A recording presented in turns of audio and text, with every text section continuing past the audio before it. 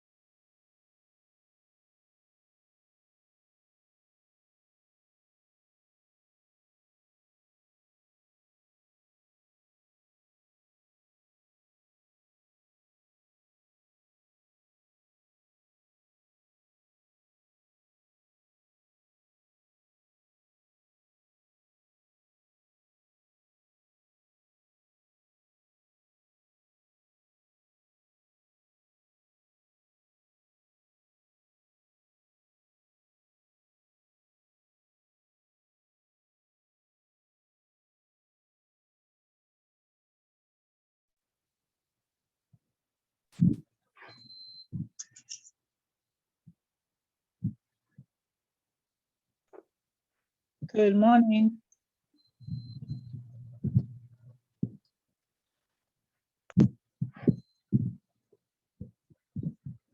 My name is Morning. Good morning.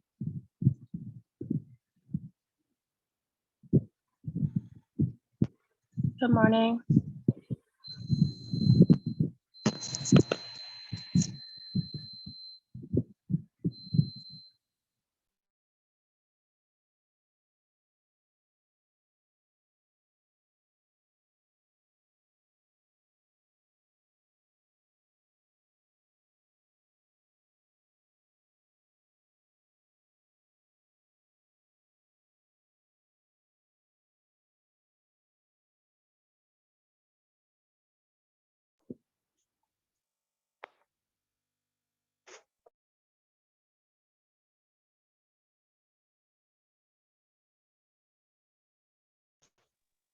Hi, good morning, all. How are we doing today? Good morning. Good morning. We're good.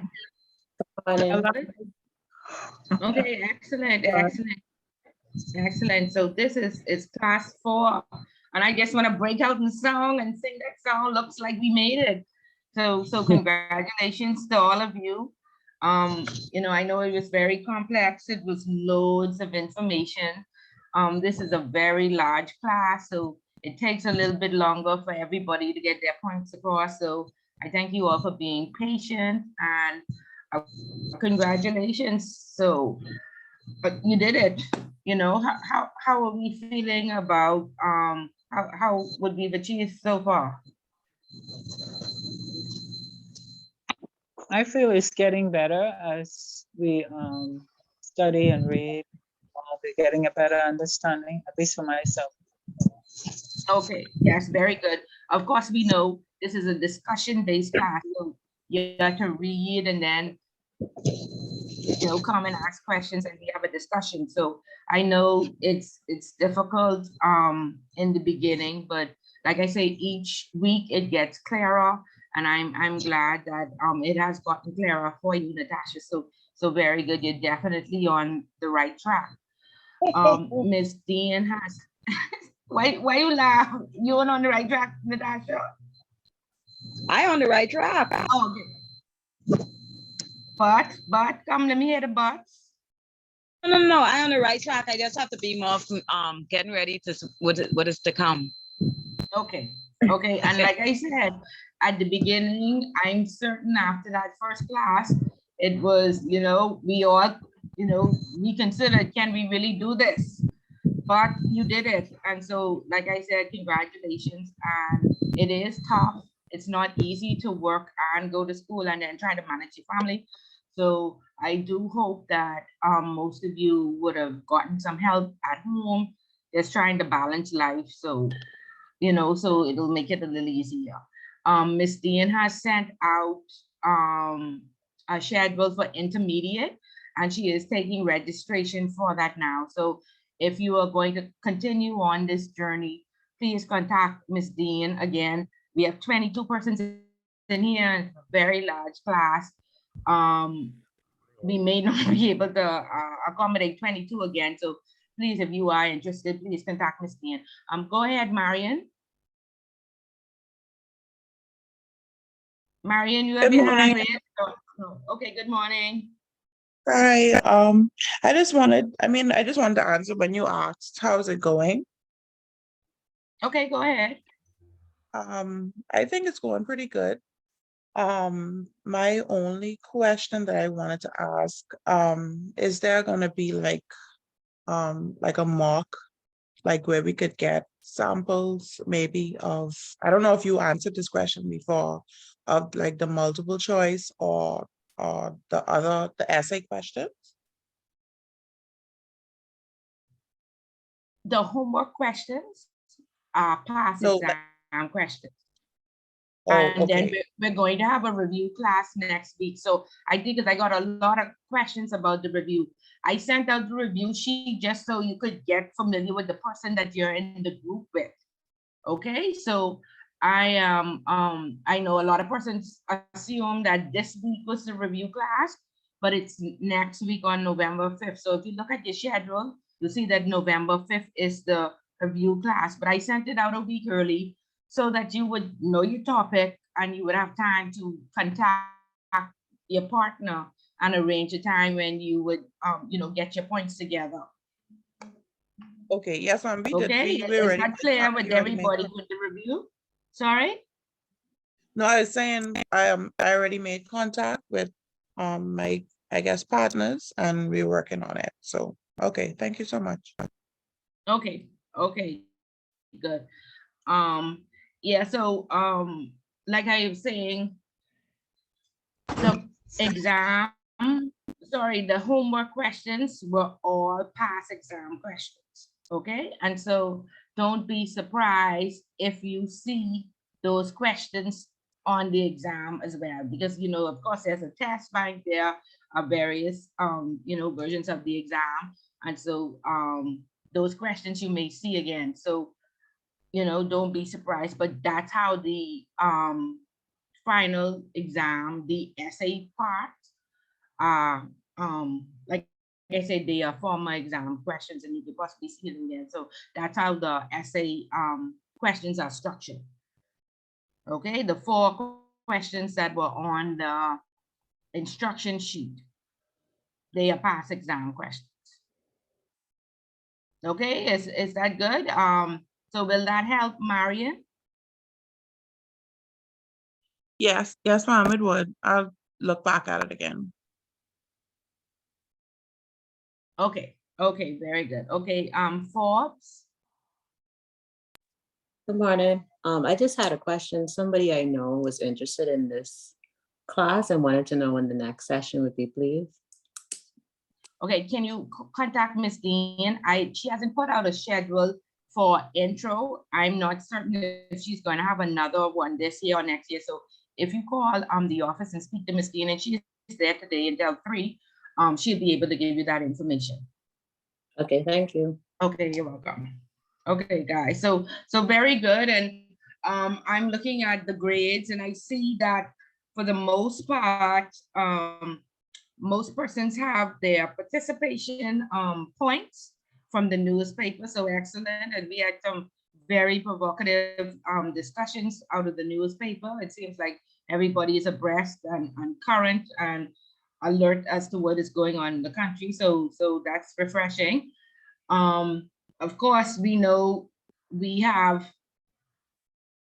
at least half of the class that wants to get their 5% today. And so we're gonna do some of that at the beginning and then some of that at the end for the persons who wanna, you know, leave and not listen to the various, you know, civic organizations, even though you know, the whole point of that is to network. So it is good to find out what's going on out there in the civic world. But if you're not interested, we'll do a few at the beginning to give persons a chance to get in, and then we will go on to the lecture, and then we will go into getting the rest so everybody can go sit in comfortably with their full points into the final. So again, I'm very pleased with the homework.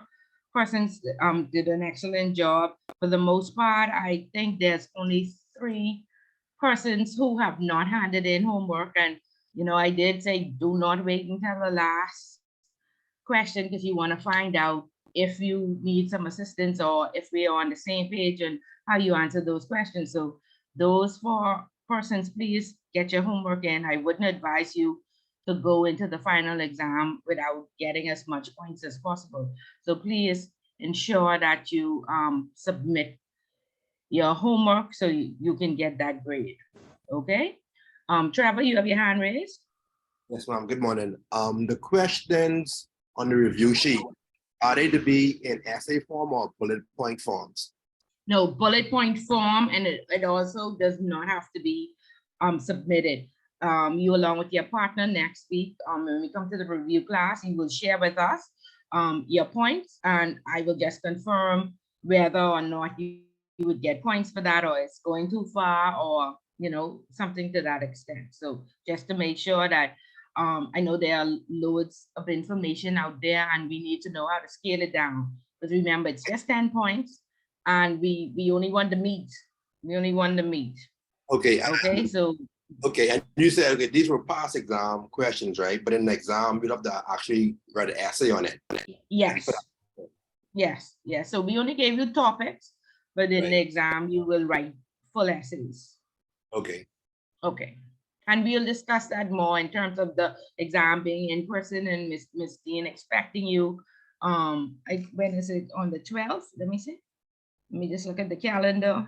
12th of November.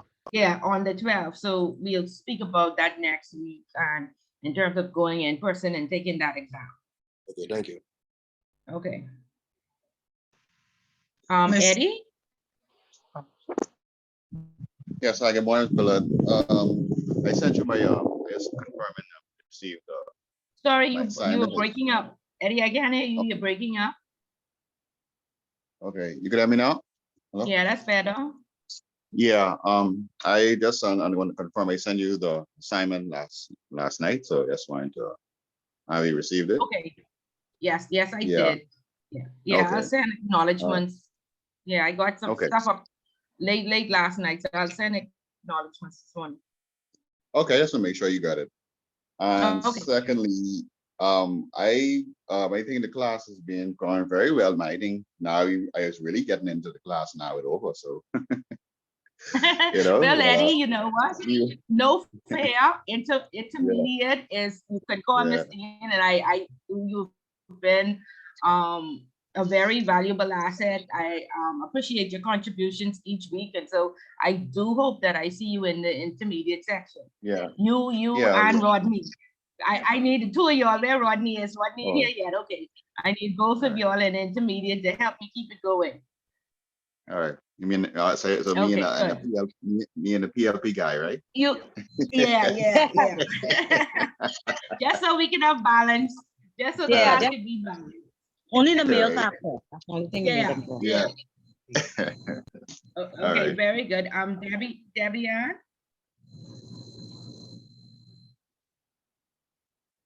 Sorry, I started doing something. I sent you a message. I just wanted you to. Yeah, see- I saw your message. Do you have your 5%? Are you getting it this class? I'm not sure. We were Let me supposed to look talk at my about my list. club. Okay, so no, I don't have you listed as the 5%, and I know you need to go. So do you wanna start for us? And we'll do a few, and we'll go until 10 o'clock, and then we'll go into the chapter, and then we'll do the rest at the end. Okay. You did attend the civic organization or no? Kiwanis Club of 8 Mile Rock. Okay, Barry Smith is the president, and they basically do the toast to the Governor General. And we talk about a fundraiser. They're having annual fundraiser to feed the seniors on Boxing Day, and they introduced some of their new members. And they also spoke about their membership requirement. It's $130, and they have like a little payment plan for the members. okay, And you know, they kind of raise funds by giving little fines and stuff like that during the sessions. okay. So what was that topic? The toast to the Governor General, I would say it was mostly just a meeting where they spoke about membership and requirements and other things. Okay, okay. And so did you Bullard. introduce yourself? Ms. Bullard, Hi. a few of us went to Kiwanis on Thursday night. Okay, with Debbie Ann? No, I think Ms. Graham went before us. Sorry? But basically, they did the same thing. They only, their main focus is the stakeout, what is planned for December. So they were basically like collecting the ticket monies and just discussing stuff that needs to be done for this stakeout. The stakeout is in aid of feeding the senior citizens. So that was Okay. basically it. Oh, okay, so no actual meeting, just planning for this stakeout then. Yes, But ma'am, did y'all meet anybody? Did y'all introduce yourselves? yes, we did. We introduced ourselves. It was a little weird gathering, but it was okay.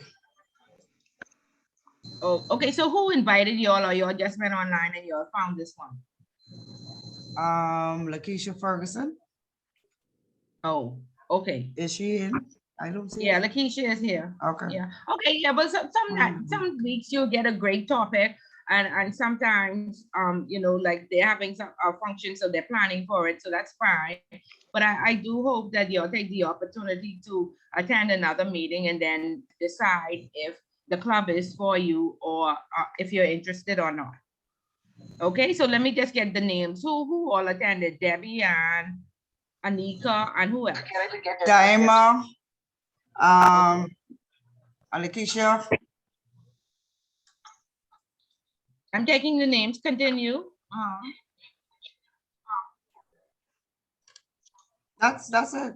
And look, okay, ladies. All right. Daima Forbes, Debbie Grant, Lakeisha Ferguson, Annika Ferguson. Okay, great. Thank you. I got those names. All right. All right, thank you. Okay, so that cut off most of y'all. So that's good. That's very good. We killed one bird. We killed a lot of birds with one stone. Okay, very good. Okay, I think Nishan had his hand up next. Go ahead, Nishan. Good morning. So I attended. Wait, why am I confused? Nishan? Sorry. This is Yes, Nishan? ma'am. Okay, Yes. go ahead. Was Nikita before me? No, go ahead. I attended Toastmasters last week. The healing communicators. When we came in, we didn't have to really. I realized a few faces too from the class. We didn't have to really say our name because they went like down the register and they had someone operating the Zoom call, and they just calling our names and asked us to tell them who invited us, which is Rodney Bain.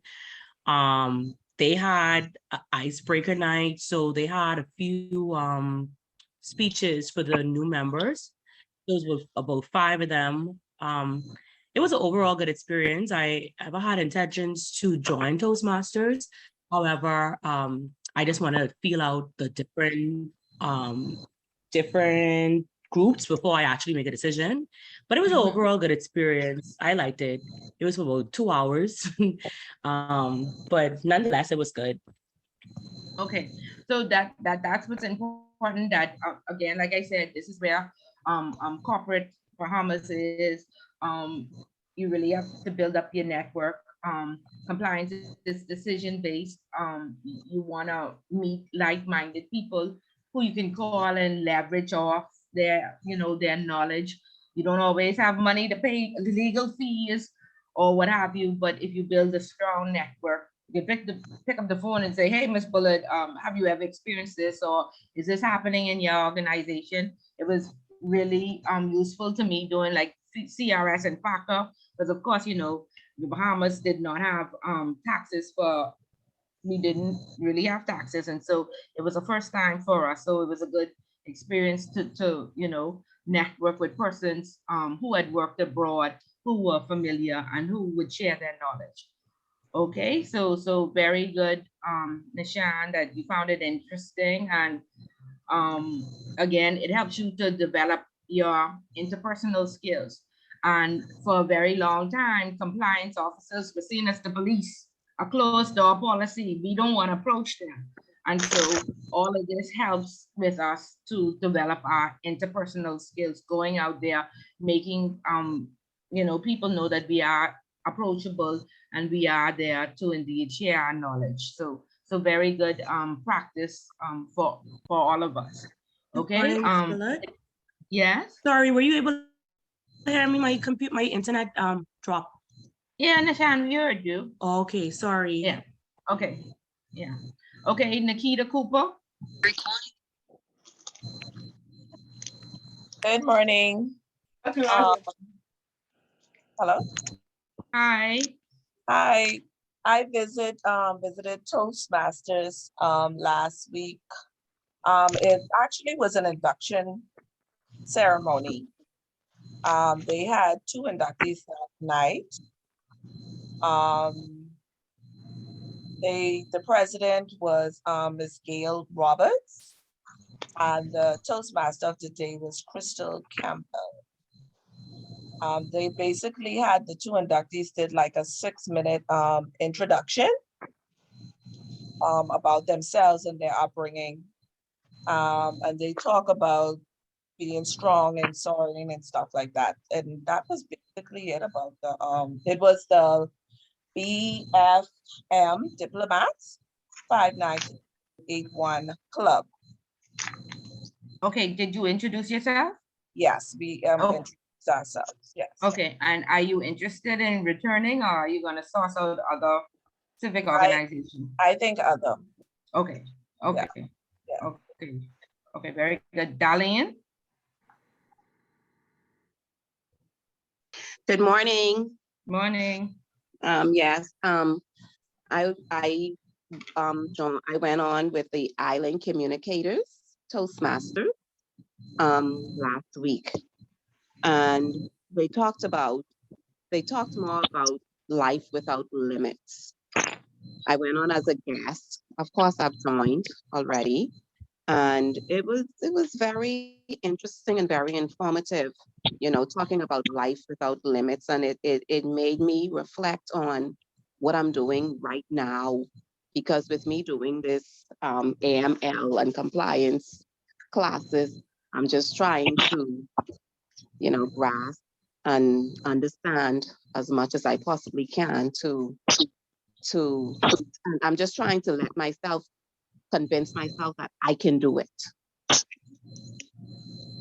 Okay, and you're doing it, Darlene, and Yes. you've done it, and that's what I started off with. Congratulations. You know, I said I wanted to break up the song. Looks like we made it. You know, next week is review. And if you've come this far, you should now be able to make a decision if compliance is for me, you know, and if I want to go on further. So y'all please call Miss Dean, and hopefully most of y'all will continue on this journey, you know, onto ICA. Okay, so congratulations, darling, you've done it, and I hope to see you in the next sessions. Thank you, Ms. Bullard. Okay, you're welcome. Trevor? Attended Toastmaster meeting, the club Healing Communicators. Their theme was "Your journey has just begun." We got invited by Rodney Bain, and that night they were doing icebreaker speeches. So they had a few members also in their first speeches. It was really nice. And I think I will consider joining. It was nice experience. Okay, very, very good. Trevor and Rodney, everybody been calling your name. I was looking for you earlier. Thank you so much.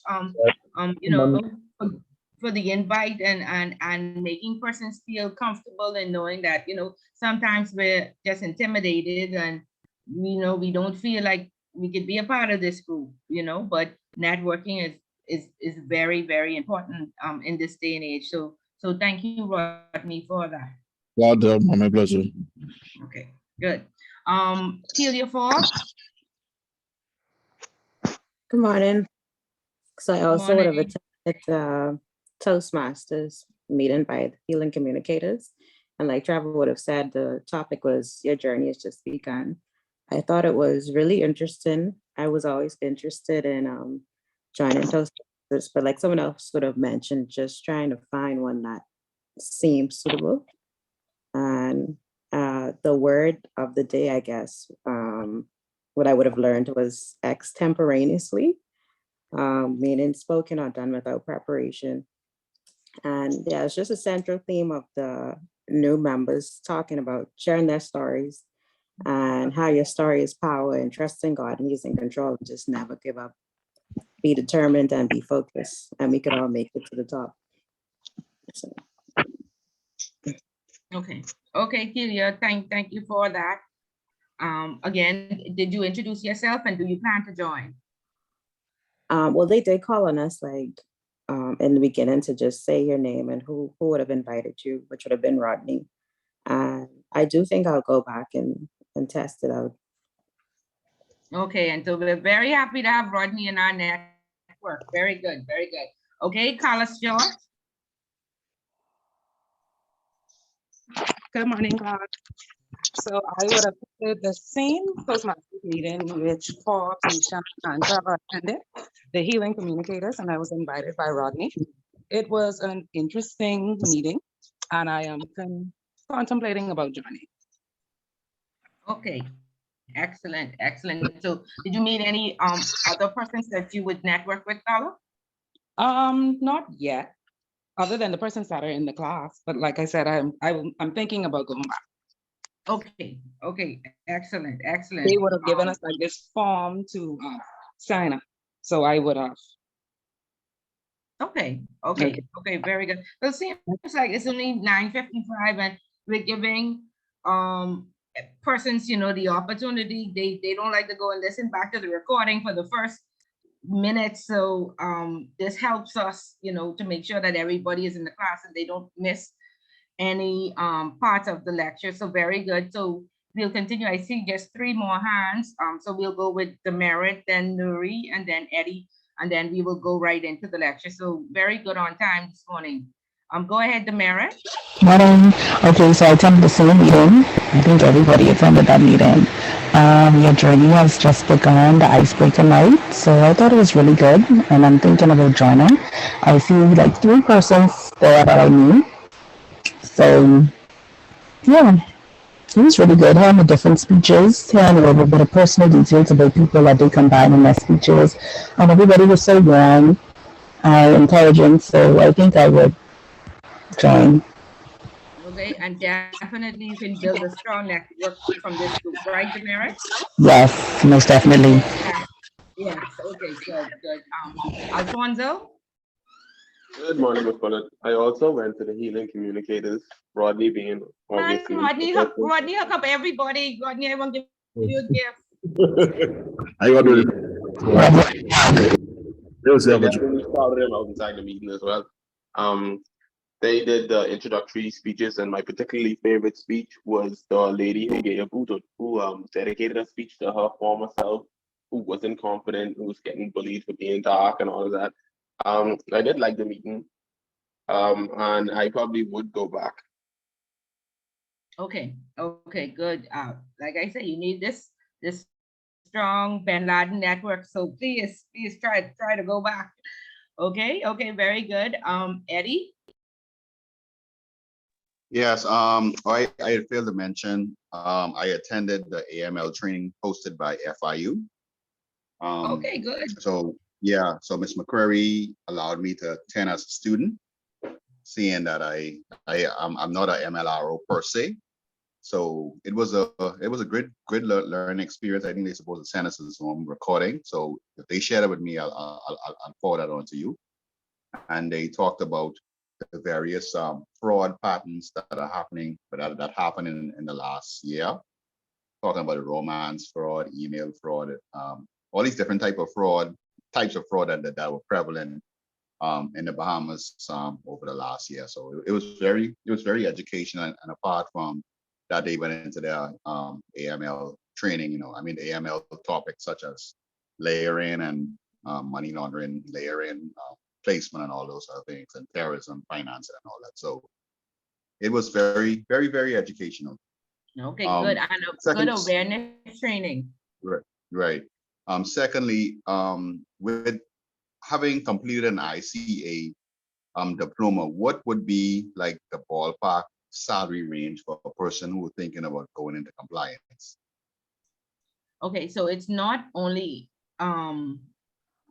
you know, completing the ICA, but it's also having years of experience. So remember now, compliance, the MLRO is a regulated function.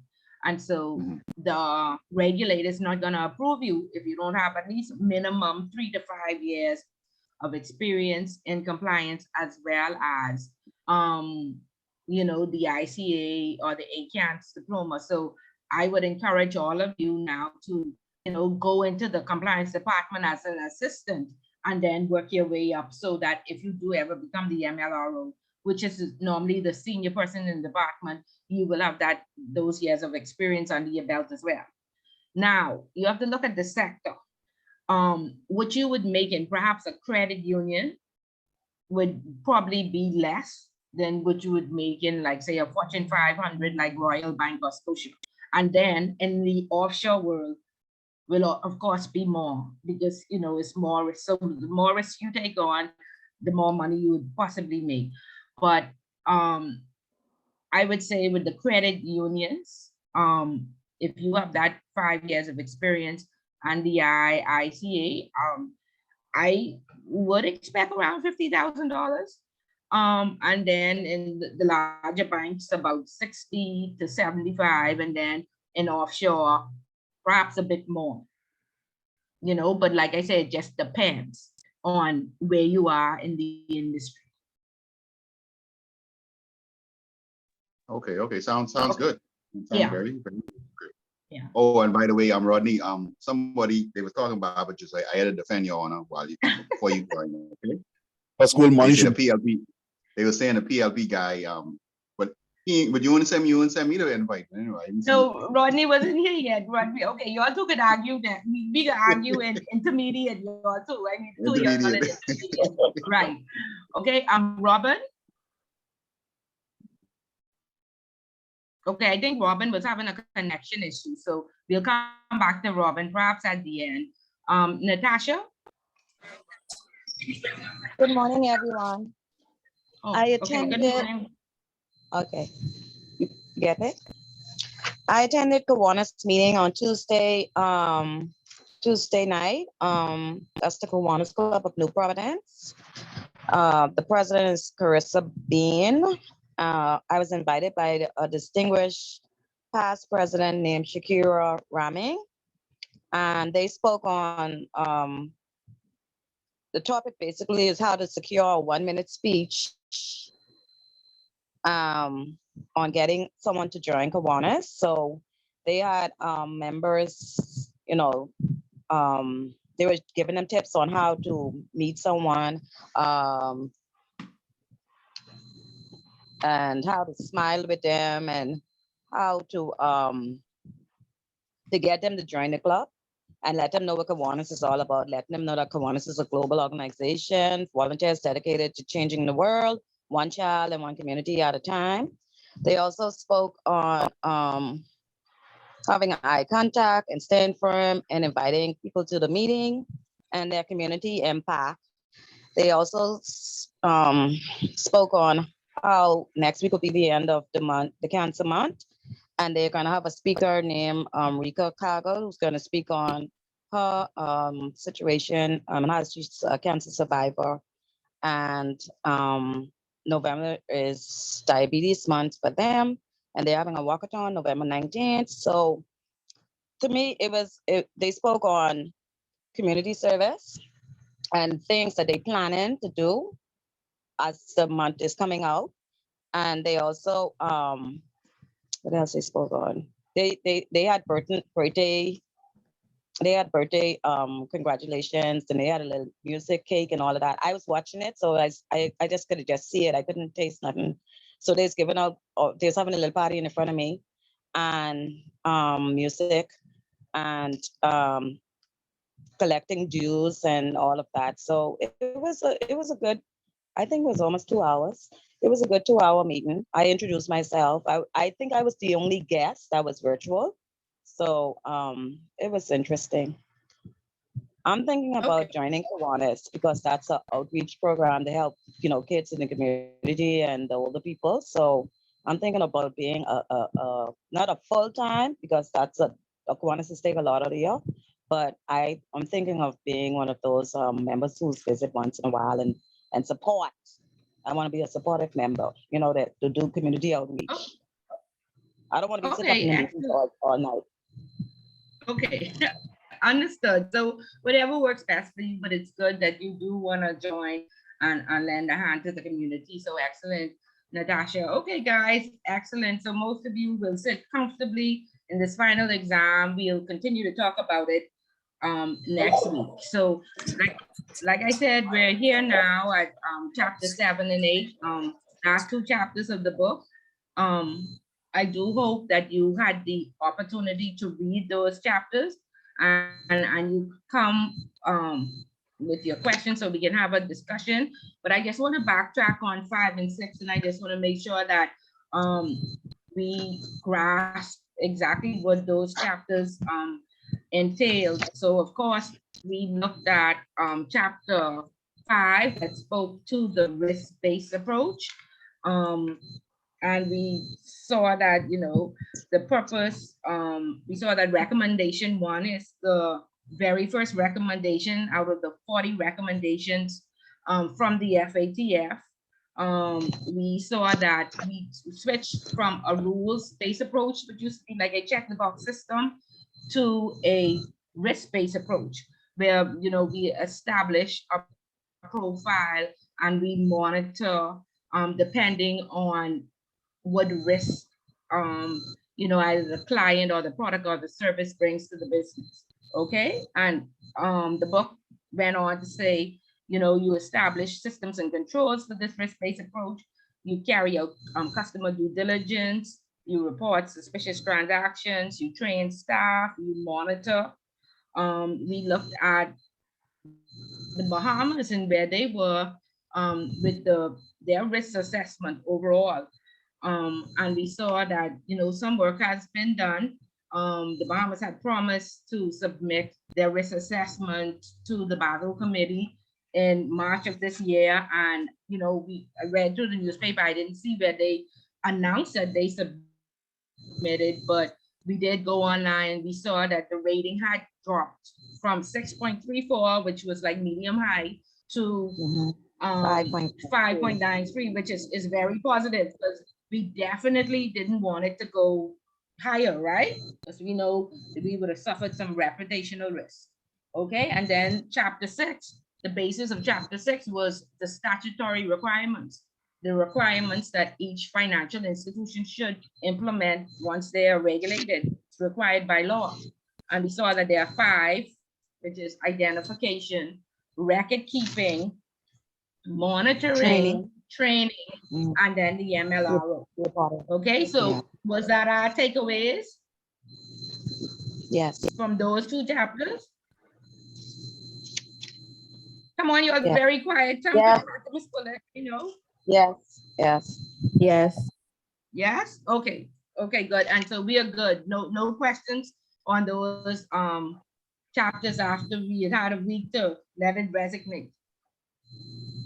No question. And do we see those? Have we verified this week that those statutory requirements are implemented in our organizations? The persons that work in banks and in I guess money services businesses or the number houses, we see those requirements implemented. What about you, Darlene, at the NIB? Do you are you keeping records for the 5 years? Is Darlene there?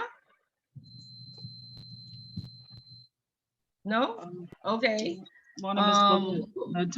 Natasha Curtis, I think your mic is open and it's giving some sharp feedback.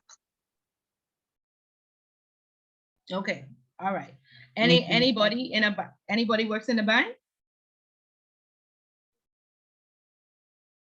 No, nobody works in a bank? Yes, I do. Okay. Do you see those statutory requirements implemented in your institution?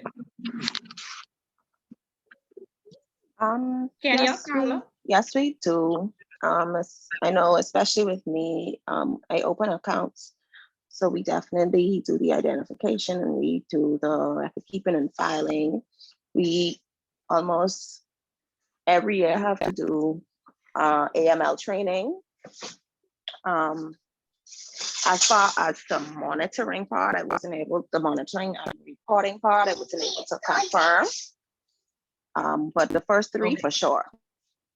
So are you doing compliance reviews? Like, are your customers risk rated high, medium, and low? And do you do a client review at the end of the first year for the high risk? 2 years I for the think medium and 3 years for the low?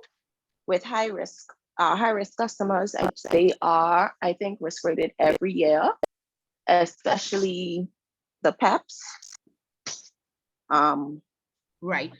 And And so in then we order have them to be some, risk rate them, they carry out a client review. right, but only the review part isn't done within the branch. So like I said, for the first three in the branch, for sure that we do. So Okay. I would have to confirm with our compliance department for the other two. Right. So that client review would be considered monitoring, as well as there's somebody sitting in the background receiving, their world check-in names every night. And if there's a hit, somebody will get that hit and then investigate that. Or if persons go outside their profile, they should get a trigger from the system, and Yes. it would reveal. Yes, right. Because so all of that falls under monitoring. Once we do the onboarding for like a PEP, because I did do one for a former party's son. He was the leader of a former party. So we once we open the account, there's nothing really in the branch as much that we can do except for get the information from them. But we do send out to our enhanced due diligence department to do further checks. Okay, right. So all that would fall under monitoring. And of course, we know every year we have to go to that annual training, right? All of us are doing that annual training, correct? Correct. Correct. Okay. Yes. So we see, and we can tie in the statutory requirements. And of course, we know we're not even going to be, we can't get a license if we don't have an MLRO on staff. So each of us, we know who our MLRO is, correct? Correct. Okay, good. I just want to make sure we're able to tie it to real life events. Okay. All right. Very, very good, guys. Okay. So chapter 7 and chapter 8 talks about court orders and then compliance systems, the board and the regulators and what have you. And so, of course, you had the opportunity to read already. The book says, under the Proceeds of Crime Act, the legislation sets out several court orders which can be applied to criminal conduct that was committed. And remember, we looked at the Proceeds of Crime Act a few weeks ago when we looked at failing to disclose as well as tipping off. Do we recall? That very large law that we looked at? Yes, I remember. Okay, right. And so of course, we need a lawyer. It's not in layman's terms. They talk about principle, instrumentalities and different terms, Latin terms that we're not really familiar with. So it's always good to have a lawyer interpret the law.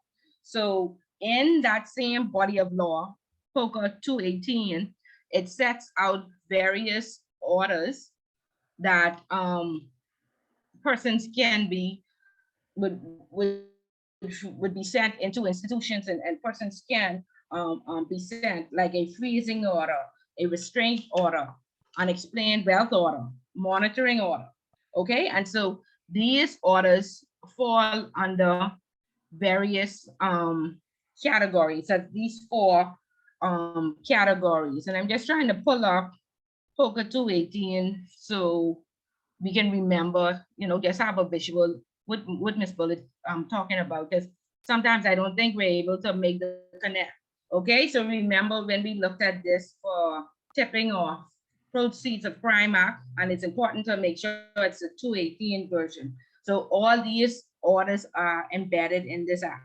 Okay, and the book says there are, the framework sets out 4 types of orders. One is a conviction-based confiscation, which means confiscation by proceeds of crime.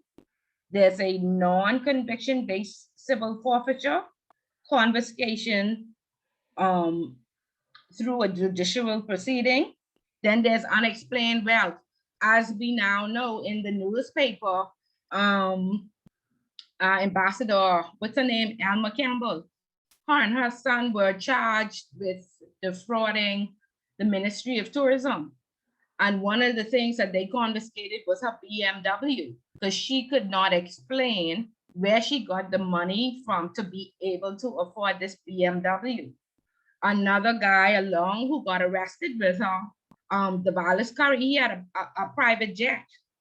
Again, I don't know, I didn't hear any word in the paper if they confiscated the jet or if it was something that he was renting, but he was unable to, you know, show proof of how he made this money to afford this jet.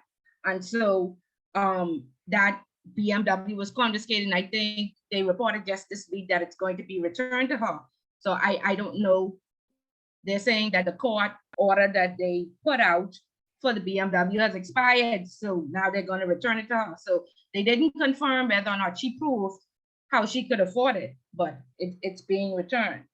And this non-conviction based civil forfeiture, I don't know if you all remember, if you all as old as Miss Bullet, when we had like the drug dealers back in the day, the Sean Isaacs, the Nighty Knowles, and they found that when they arrested them and tried to seize some of their assets, nothing was in their name. So their cars, their houses, and their other assets were either in their mother's name or their girlfriend's name, right? And so this non-conviction based forfeiture means if your son or your husband is charged and they're also going to investigate you, and if you cannot prove that my job paid me enough money to buy these assets, then they don't have to prosecute you, but they can also seize your assets. So no more putting in your mommy name and your Grammy name and your girlfriend name. We remember those days? Are we familiar with that? Yes, ma'am. Yeah, okay, Yeah, good. ma'am. Okay. All they used to use the lawyer too. They used to use the lawyers too, Miss Bullet. Right, or your lawyer's name. We have a lawyer who lives nearby, and if you go to his yard, he has like 5 boats, 10 different luxury cars. I hear he has Rolex watches. If you want a Rolex, he has about 20 Rolex watches. And so he has a lot of assets where persons were unable to afford to pay him. And so in some cases, they put these assets in his name, and in some cases, they paid him with these assets. So anybody familiar with that, or only just Miss Bullet? I'm familiar with that. You're familiar. Okay, you see that yard. Okay. And then there are again the unexplained wealth orders. Like you have this BMW, you have this Learjet, but you can't explain where this money comes from. And then there are investigative orders, which are monitoring and production. Okay. So in Miss Bullet's career, normally, if you work in the financial services sector, you will either get a disclosure order, which means I want you to come and give testimony, or you will get a production order, which means that I want you to produce. Okay. And so they are the most familiar orders, like I say, for the financial institution. However, we will look at, there's a good, let me just pull up on the screen. We can read this. Yes.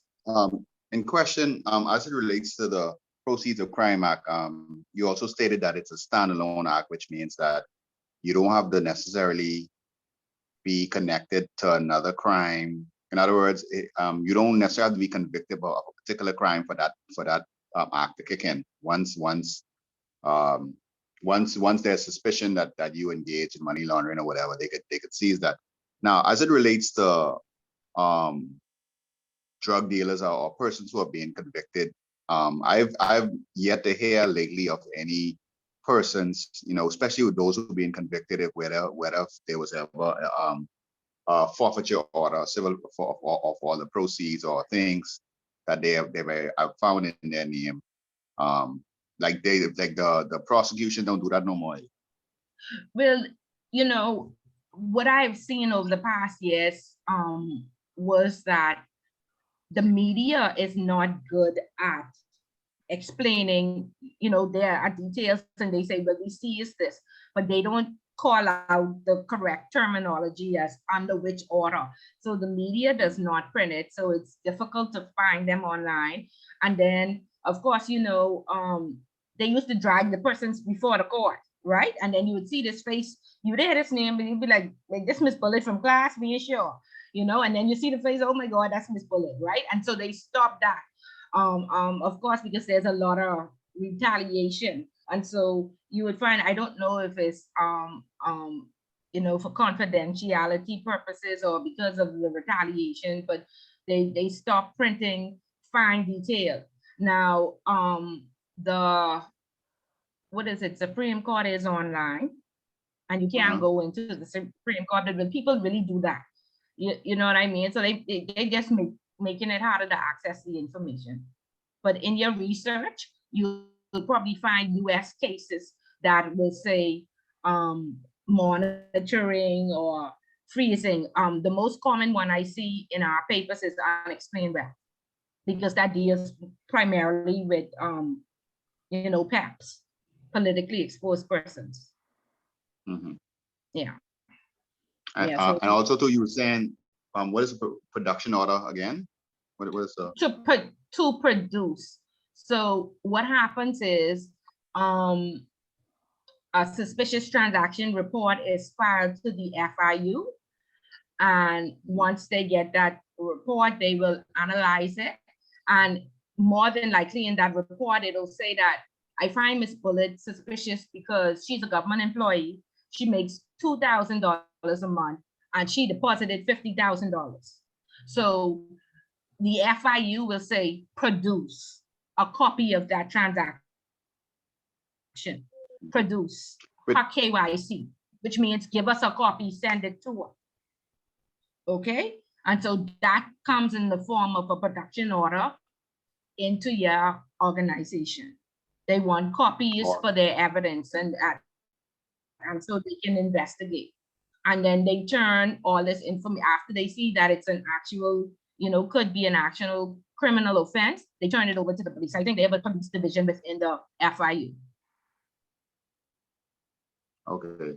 And as it relates to unexplained wealth, who's the burden? The burden of proof is on you as the person being investigated, or is it on the state to prove that you gain these assets by way of unexplained, well, you wasn't able to explain how you got the BMW and all of that. Right. Who's the So burden of proof on? Of course, okay, let's just look at the Alma Chase Campbell case. Right. Okay, so let's look at that.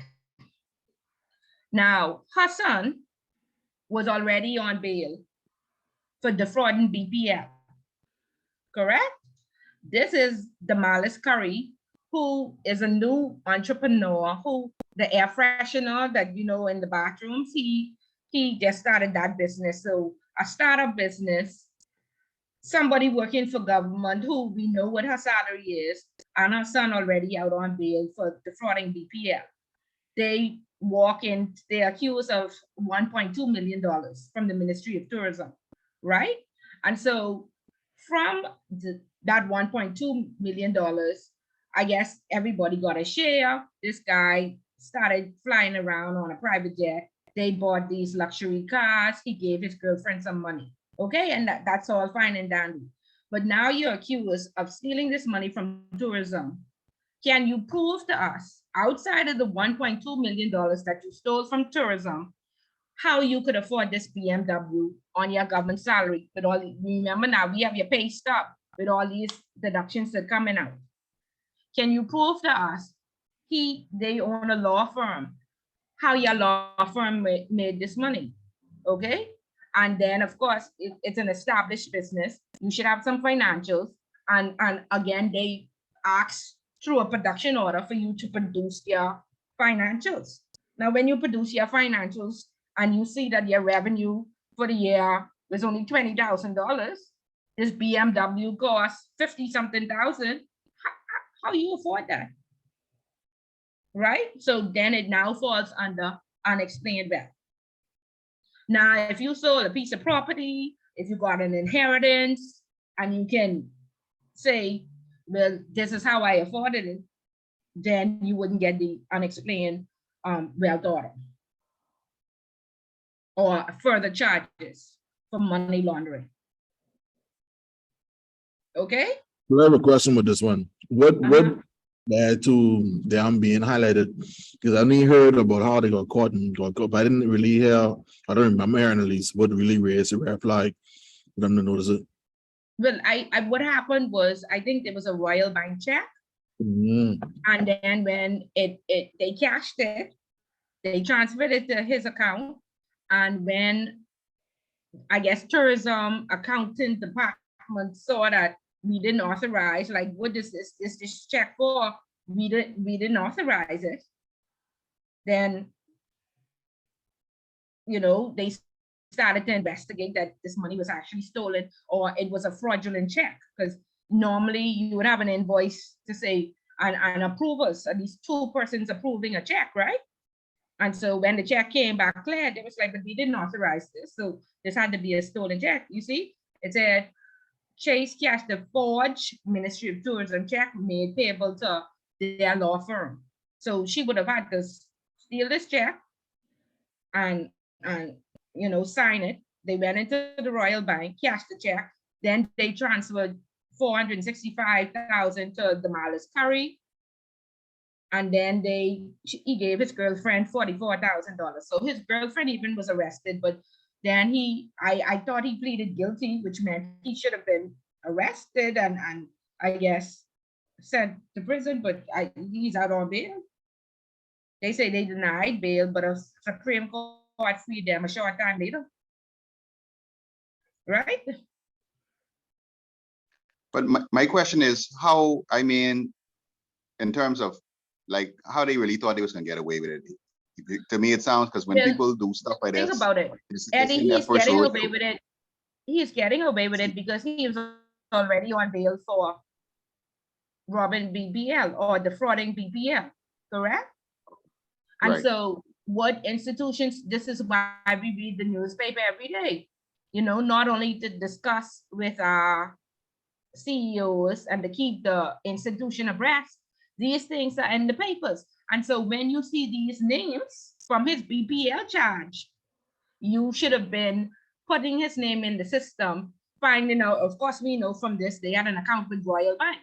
So Royal Bank's compliance department should have put his name in the system and start to monitor him. If he was a low risk person, but he shouldn't have been because his mother is a pet, but they should do some increased monitoring on him and scrutinize every transaction. Okay, I'm not saying he wouldn't have been able to defraud tourism as well, but it would have lessened the chances, at least, you know, with the investigation. We could have decided to de-risk him because he was already out on bail being charged for money laundering. Now, of course, you know, if this was anybody else, he wouldn't have been on bail. You don't get bail twice for committing the same crime. BPL and tourism, 2 government agencies, you could defraud and get bail. Yeah, but what I'm saying is, they sound like they're seeing their first rodeo in terms of, okay, so his mother being an attorney, it sounds like they did this for them to go with $1.2 million. You don't think at some point, some ministry, when they do that audit, will find out that, hey, they have $1.2 million that is not accounted for or was not authorized. So his mother being a lawyer, they seen their first rodeo. That means they had to defrauded some other government entity. They did BPL. That's what I said. He was already out on bail. No, they catch him with BPL, but we don't know what other institutions they have. Right. And so this is what happens. This is what I'm saying. We're normally reactive rather than proactive. So from BPL, we should already had them on high alert and started to investigate them and request that we de-risk them, like close out their account, or they should have been high risk already. We probably should monitor them every transaction, ask compliance to sign off. Okay? Somebody raised their hand. Khalil, go ahead. Yes, ma'am. To Eddie's point with him trying to figure out what their end goal was, in my mind, I think they knew the day of reckoning would come, and exactly what's happening now was going to happen. At the time of committing their crimes, they probably thinking, okay, somewhere down the line, this is going to catch up to us, but we'll just get off. It might be some reputational damage. It might be in the news a little bit, but we won't really be punished by it or from our actions. Right. So people take advantage of the judicial system. They take advantage of knowing that it takes 10 years for your court case to come up. Right. They take advantage of, man, these judges in my network. You know what I mean? So, yeah. Rodney? Yeah, even that, it just shows you to tie back the money laundering, how they show money laundering is a cycle. They just caught up in a cycle where sales and finance have an end goal. People like that who deal with dirty money, they don't have an end goal. They just continuously ride it until the wheels fall off. And I think now it's an example of it. I'm sure they hit plenty of people with small amounts, and now they just probably got caught. And then again, once you get caught, that's it. But yeah, it's just the end of the cycle for them. Yeah, but see, Rodney, like you say, once they get caught, that's it. They probably caught me somewhere else. You know, because how do you defraud BPL and then be at tourism and defraud tourism? What other government entity, you know? And this just to show you where it just depends on who your network is. Let's look at the pastor who defrauded, I think Johnson, the youth pastor. He defrauded the Ministry of Tourism. Got fired from Scotia for stealing, got fired from Commonwealth from stealing, got fired from Fidelity for stealing. How? After 3 fires for stealing, do you get hired by the Ministry of Tourism? I mean, the Ministry of Finance. How? What due diligence, what background check did they carry out on him?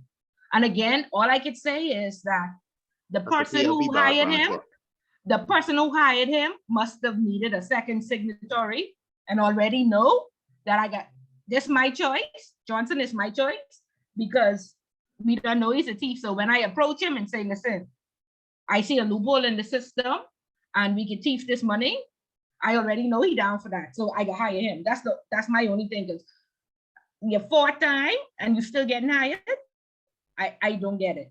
But it just shows you because of who you are, your network. And then you talk about it too, and this is my HR background talking now. It's a lot of risk because what happens when a person's hired, when they do background checks, unless they were convicted, it wouldn't come up. When you call your previous employer, the most they can say is, oh, well, Eddie worked here. They wouldn't go into details about why Eddie left or what happened to Eddie. You might have 1 or 2 who might give you the file, but when we do our references for companies, they don't give us the nitty-gritty of what happened. And we have to investigate. And now I'm at the commission, we'll have the pride and say, okay, why did this person leave? But at first conversation, they rarely say why. And further your point, that's how they continuously get in the industry, because people who are the gatekeepers do not see the power that they have. They only think risk is just dollars and cents, but risk is also to your staffing. And right. we don't apply to them. Correct. Okay. And so, you know, back in the day, if you stole, like most of my career was spent at Royal Bank, and the closest, you know, my teller of the year was the one who stole $80,000 from a blind man. Your friends, you know, they stole and they got let go. And what I saw is that because of reputational risk, the banks did, you know, they arrested them there, they did the bank war, and then they never went back to court, because every time you go back to court, you're in the papers, right? And so people are starting to say, but Jesus, Royal Bank employees get thief, right? And so if every week you in the papers for your staff thieving, that's reputational risk. People, you could possibly have a bank run. So back in the day, banks did not follow through on showing up to court and making sure these people were fully prosecuted. But now there's a money laundering charge after 218. So before, you would only get charged with stealing by reason of employment or fraud. Now you get charged with stealing by reason of employment and money laundering, and fraud and money laundering. And again, we're being internationally watched. So I want to see now what these institutions are going to do when these staff members steal, because they can drop the fraud charge. They can't drop that money laundering charge. So I want to see if there's going to be a change. So I'm just going to have to watch. Just going to have to watch. Okay, Marian, was that you with your hand raised? No? I know a lot. I think what hurts too is because we're such a small community, people are not afraid but a little hesitant to pull the trigger as relates to defaming someone's name, because they feel as I've actually heard employers say, well, I don't want to stop them from making money for their houses, or I don't stop them from feeding, but it's like, this person is like not just a distraction to you, they could be a possible hindrance to the entire industry. So it's not that we're trying to put the person behind bars, we're just trying to deter this behavior. But I've had it with the banks, with insurance companies and other places where the company, like you said, the company does not want to push it because either it's a waste of time for them or it's a waste of resources. Right. Or they can be like, oh, well, my company is thief, so they ain't gonna trust me no more. Yeah, the reputational risk. Right. Yeah, very true. Okay, so did we read chapter 7? Do we understand? It says a restraint order prohibits persons from dealing with any realizable property subject to such conditions and exceptions as it may be specified in the order. And a restraint order may apply to property, instrumentalities of an offense, any property which is relevant and has interests or terrorist property. And then it goes on to non-conviction based, a freezing order. An enforcement authority may apply to the court for a property freezing order where he reasonably believes that the property is the proceeds of instrumentalities or terrorist property. Then, of course, the unexplained wealth, we saw examples and very popular on the final exam, unexplained wealth. So, of course, you explain what it is. The enforcement authority may apply to the court for an order requiring relevant persons to file declarations and answer questions as required in relation to their assets. Okay, so we want that definition. Then, of course, we want some examples. So, of course, we see Elma Campbell and her son Chase with the unexplained wealth. And then Michelle Reckley for a very long time. She, her case has been going on. She actually started off with 54 charges.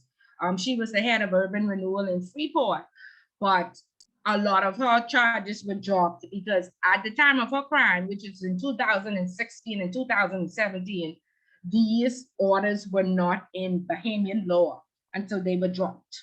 And you would see that a lot of these orders are not retroactive. Okay, so it doesn't go back to the time you created the crime. Okay, and so those are two of the most popular cases out there in terms of unexplained wealth. I imagine now Adrian Gibson will probably have the same charge. I think while Shane Gibson was charged with bribery and corruption, there should be an unexplained wealth charge in there as well. Okay, so please do your research and just get an overview of the persons in the Bahamas that was charged with unexplained wealth. Okay, then there are customer information orders, there are monitoring orders, disclosure order again. I worked at the Royal Bank of Canada, and we were shut down. My office was shut down because, again, there are 5 entities of Royal Bank. Dominion Securities, Commercial Trust, and the trust company was going to be, suffering reputational risk because we were being sued by the French government because of tax evasion for a client, as well as stolen art. And so we shut down very profitable trust company because we did not want to the other 4 entities of Royal Bank in the Bahamas to suffer the reputational risk. So of course, when persons read the newspaper, it could just say the Royal Bank, Bahamas. They could think that's the entire Royal Bank. So they ain't gonna know it's just specifically the private banking and trust department. They could think that's commercial. So we just shut down, and the French government sent us a disclosure order, which meant we want you to come to France and give testimony. Okay, so our MLRO at the time and the account officer had to fly into France and give testimony as to what exactly happened across that account. Okay, and then of course, like I said, a production order. You are to produce documentation so that the FIU and the police can carry out their investigation. Now, with that, when you produce, you must be careful. It's easy to send the whole file. It's easy, print out all the transactions for October. No, you cannot do that. In the financial services sector, we still have a duty of confidentiality to our customers. Okay, and so therefore, in satisfying that duty, you also want to cooperate. So you cut out that particular transaction, or only said, don't say 5 people on this account, I can send you all the passports. No, they ask for Miss Bullet passport, send Miss Bullet on. If Michelle Reckley on there, then you again file another STR and say you might need to look at Michelle Reckley passport as well. Okay, so even when audit comes in, you are to protect the confidentiality of the customer. Okay, only give them what they ask for, but you want to cooperate, so you strike a balance. Okay, is that clear? Do we have an overview? Is it resonating with what we read? Do we have any questions? No question. It's resonating, no questions at this time. Okay, okay, so again, take another look at the chapter. Very popular question on the final exam, normally to compare and contrast 2 or 3 of the orders. And then again, like I said, have cases and explain well. 2 very popular persons love to answer those questions, and they normally get full points. Okay. Are we good with chapter 7? Yes. Okay. Yeah. You all just be very quiet. I want to make sure now. I'm making sure. Okay, so we're gonna move over to chapter 8, right? And most of us work in the financial services sector. We should know who the regulators are, but just in case we don't, we know that the central bank is the oldest regulator, and they regulate the banks and the credit unions. The Securities Commission regulates the securities sector, the broker dealers. The Insurance Commission regulates the insurance sector. The Gaming Board regulates the 2 casinos, Atlantis and Bahama, and then all of the number houses. And You're then most God Resort World, Miss Bullet. Oh, and Freeport, yes, sorry, and Freeport, yeah. Bimini. Oh, Bimini? Is there a casino in Freeport? No casino in Freeport. No casino in Freeport. Resort World is located in Bimini. In Bimini, okay, yeah. So all the casinos in the Bahamas then. Very good, thank you. And then the Insurance Commission, they regulate law firms, accounting firms, and real estate agents that have a corporate service provider's arm or a financial service provider's arm. So not the people who doing the criminal cases. If your law firm only do criminal cases, it's not you being regulated. If you're real estate only selling property, it's not you. But let's think about the Higgs and Johnsons, okay? Those big law firms, or the Lloyd and Touche. They also, sorry, Nikita. Miss Cooper. Oh, okay, I think the mic is just up. Cooper, yeah, mic is just up. Yeah. Okay, and so that's the Compliance Commission. Okay, so they are our regulators. And of course, we know who our international regulators are. The FATF, the CFATF, the OECD, the UN, Basel Committee, we know the international regulators. Okay, so the book goes on to talk about designing an appropriate AML system. And this is one of the most answered wrong questions in the book. Okay, I mean, in the final exam. So there's a multiple choice question that always asks you, who is responsible? And I say this every class, and people still get it wrong.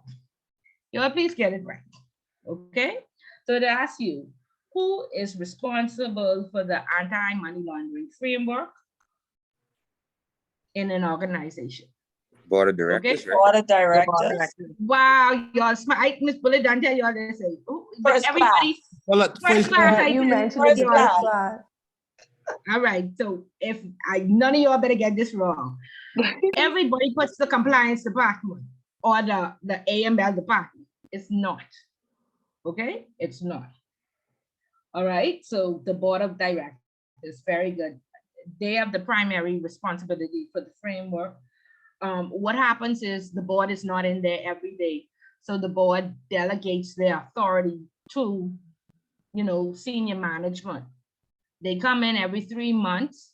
Senior management goes into a meeting with them and they explain, this is what happens in the last 3 months in compliance. This is what has happened in finance, in credit, and what have you. Okay, that's a delegation. They're still ultimately responsible. Okay, it says the board should be provided with management information. Those reports that what happened in the last 3 months are the management information. Again, I think I told y'all in the very first class, in terms of publications that the regulator sends out. If you're a bank, you are required as a compliance officer to follow the regulator and then disseminate any information, relevant to the organization. So if this is just relevant to finance, they want you, the regulator came in and said, show me where you disseminated this information to finance. Show me where you disseminated this information to HR. And of course, when the board comes and you want to have that in your management information to say, in the last 3 months, these are the updates of law, policy, procedure. This is what the regulator has sent out, for our knowledge or any changes that we need to make. Okay. And so the book goes on to talk about the role of the compliance department and the role of the AML compliance team. And a lot of people may be saying, but what's the difference? Okay. What happens is right now in the real world, compliance wears too many hats. Okay. And it's so bad that, the Securities Commission has put it into one of their policies and procedures that compliance can only be the compliance officer, should not hold any other function. But what is happening now, as we know, compliance makes no money for the business. They only protect the business by, fines and reputational risk. Most of the money is sent on to, or the budget is sent to the sales department, right?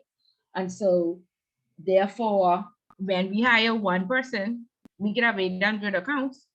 We want the compliance officer to be the MLRO, to be the anti-money laundering officer, to be, if you have a law degree, help you now, you can be legal, and you must be risk.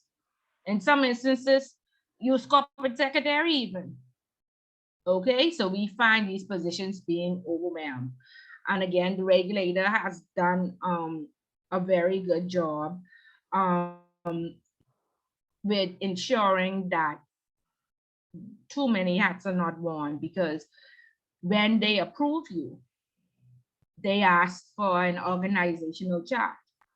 And in a previous position, my organizational chart had that I was AML compliance and MLRO and something else, right? And they immediately said, when we can't approve Ms. Bullet until we take some of these functions off. They took some functions off and then they put in a dotted line to the CEO. And so again, the regulator went back and said, why is this dotted line to the CEO? compliance is supposed to be completely independent of the business. We don't want you holding Miss Bullet bonus over the hair or over here telling her you must approve this account or you don't get no bonus, or we don't want the CEO writing up a report influencing her. You know, there should be no intimidation. And so they said, again, we will not approve Miss Bullet until you remove that dotted line to the CEO. This company was relentless. They went back and they said, well, that's just for administrative purposes. If Miss Bullet goes on vacation, we'd want her to tell the CEO. They said, no, that's an HR matter. Remove the dotted line. So if you find that you are in, you know, going to these companies and your job description or the organizational chart says that you should be reporting to somebody, see that as a red flag, and you know, get the policy and the procedures and the laws and try to advise them. Remember, now your job is only to advise. You can't make them do anything, but your job is to advise them. I had one CEO say that I'm going to report into him as compliance and report to the board as the MLRO. Again, intimidation and influence, so you want to be aware of that. Okay, so the book goes on and says that the board looks at compliance department is supported by providing oversight and reassurance through an effective internal AML compliance and risk control framework. So you may say, well, Ms. Bullet, what does compliance do? Compliance should be the liaison with the regulator. They should review policy and procedure.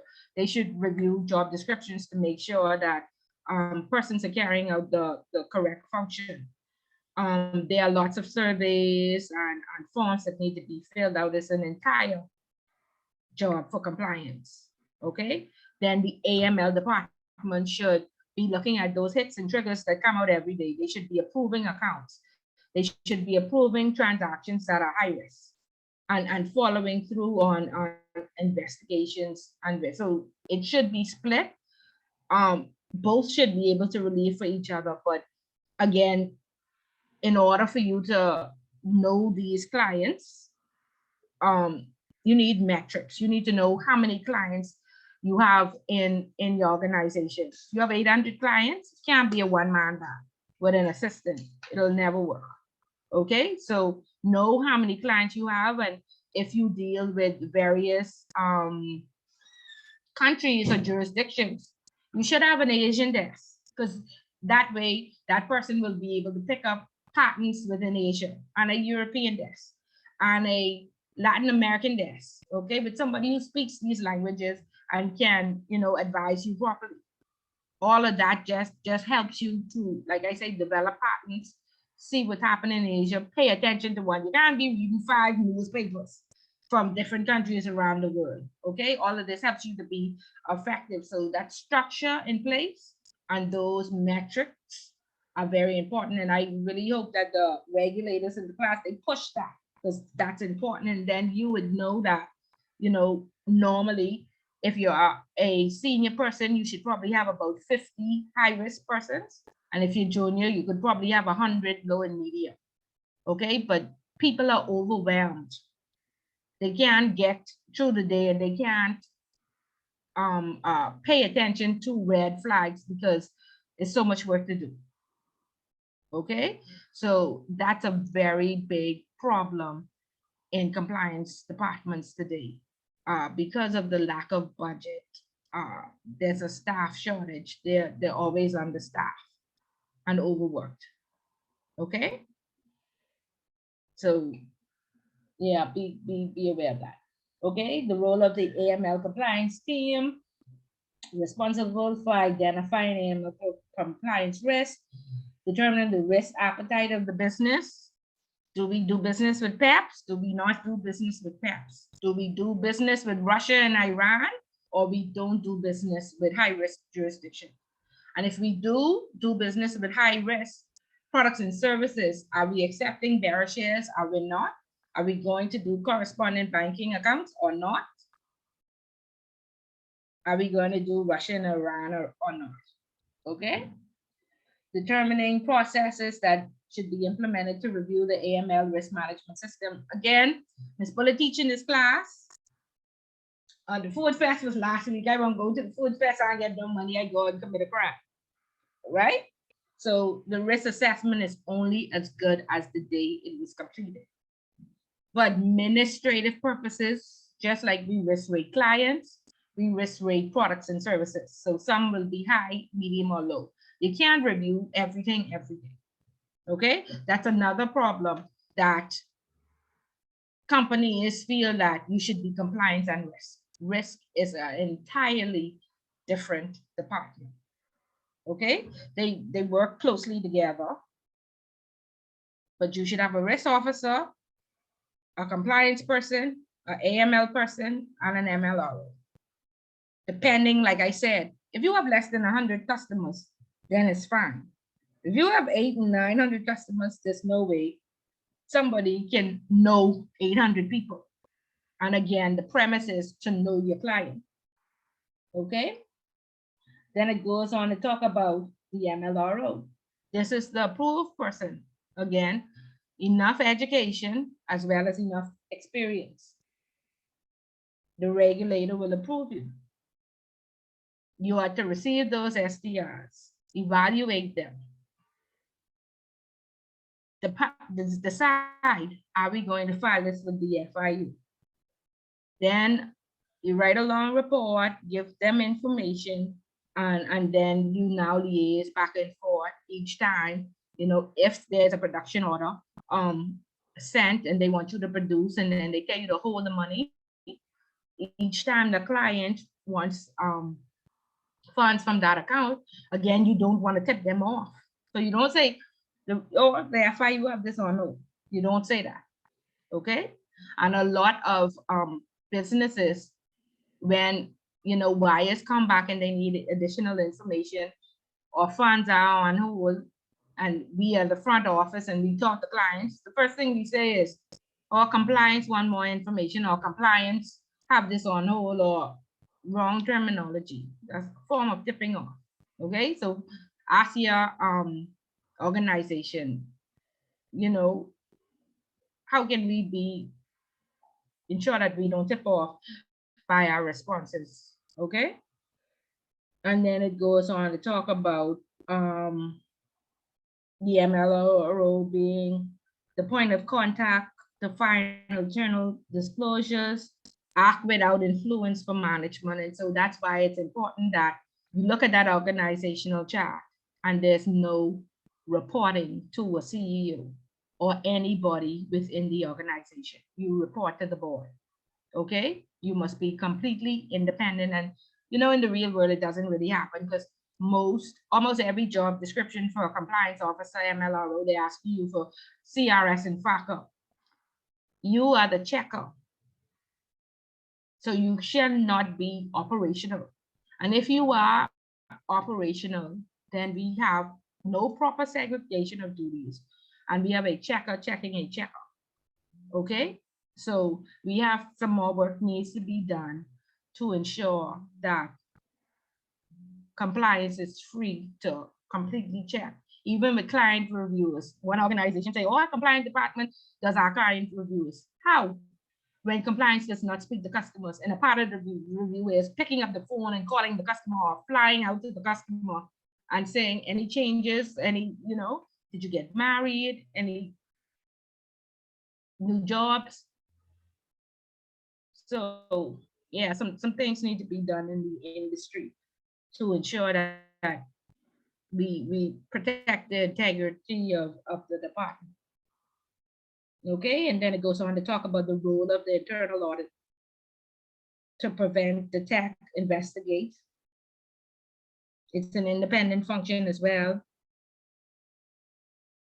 to bring a systematic approach to evaluate and improve the effectiveness of risk management and control and governance.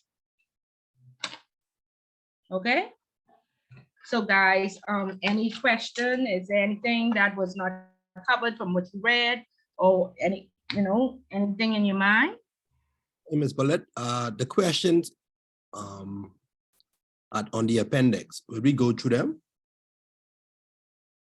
Okay, what in terms of what you actually need to go to the book to answer them. Oh, okay. I was looking for some of them, but I couldn't find them, or I can't remember what chapter it was in. Okay, well, it's only 8 chapters. Okay, so on whom does, let's see if persons in the class, we could break some of these people up and they can help us. On whom does the ultimate responsibility for the institution's anti-money laundering program rest? Yeah, we get it. Board of directors. You all Well, get that's the that board of one, right? directors. I have to Board of ask again. Yeah, okay. What is money laundering? A process of to legitimize ill-gotten funds. Correct, correct. Or property, and it says money laundering, very first page, money laundering is a process that criminals, if they are successful, conceal the ownership and or origin of property. Okay, so the multiple choice questions are a bit tricky. Don't go out there looking for a question just to say layering, placement, and integration. Okay, know that it's concealing the ownership and origin of property from their criminal acts in the financial system. Okay, that could possibly be a definition. Okay, and so this is what these questions are supposed to do, prompt you to go and look back through the book and see exactly what, you know, what the book says. Okay, who will money laundering charges be applied to?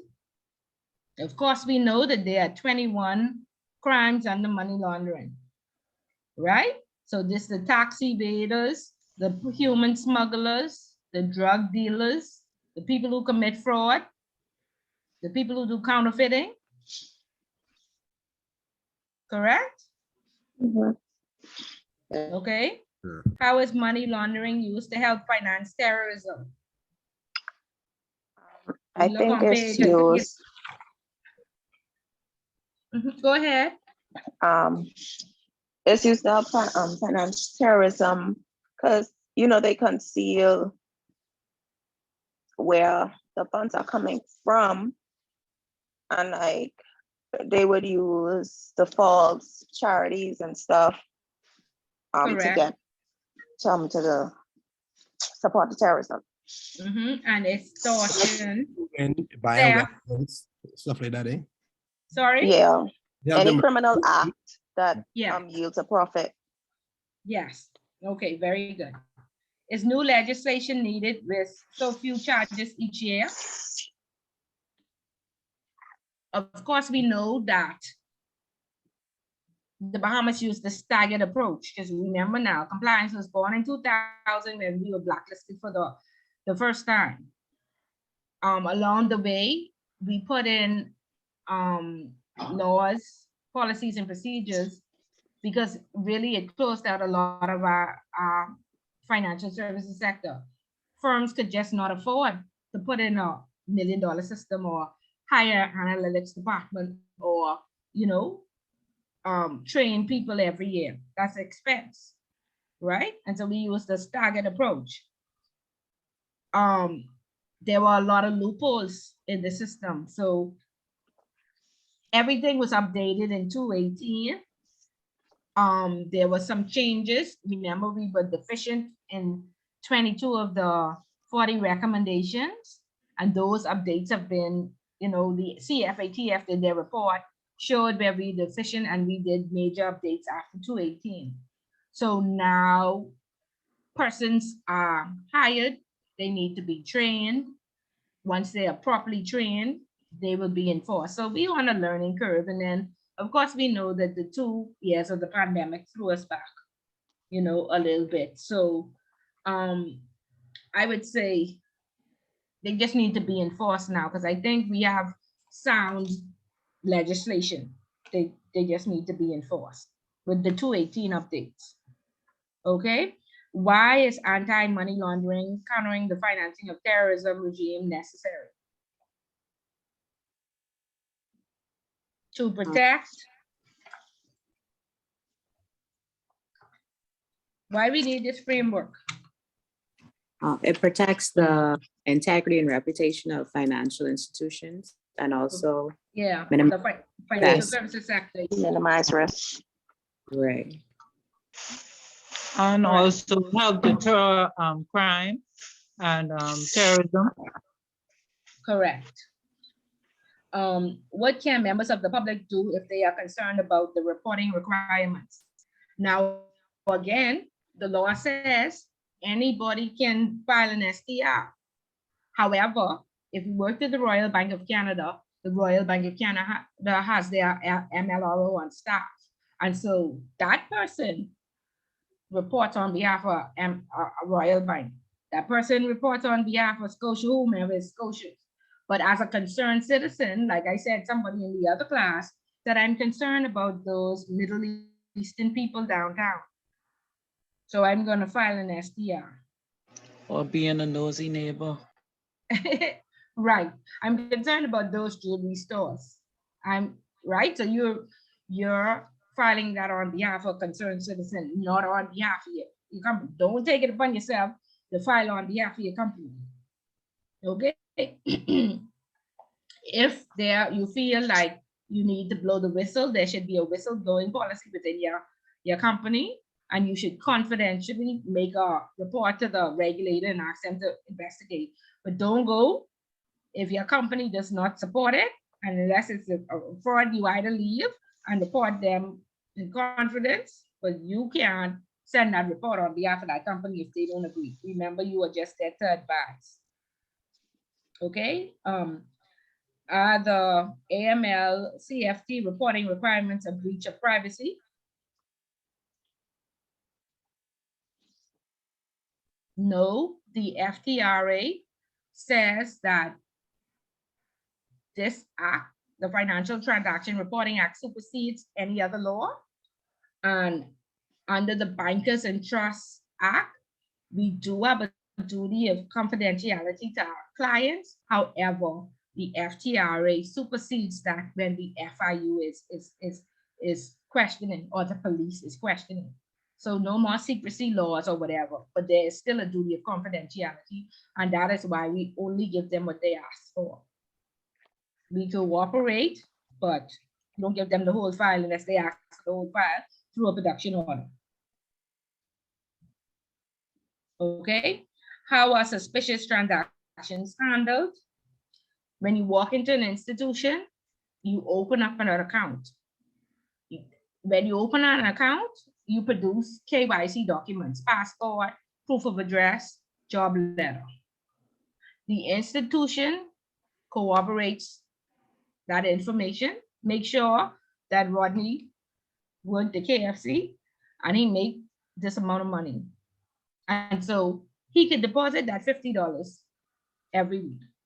When Rodney now brings in 10,000, that's unusual. It's outside of his profile. We call Rodney and we say, Rodney, it's your birthday. Yes, my mother got a retirement check and it was my birthday. She gave me $10,000. Okay, Rodney, bring in a copy.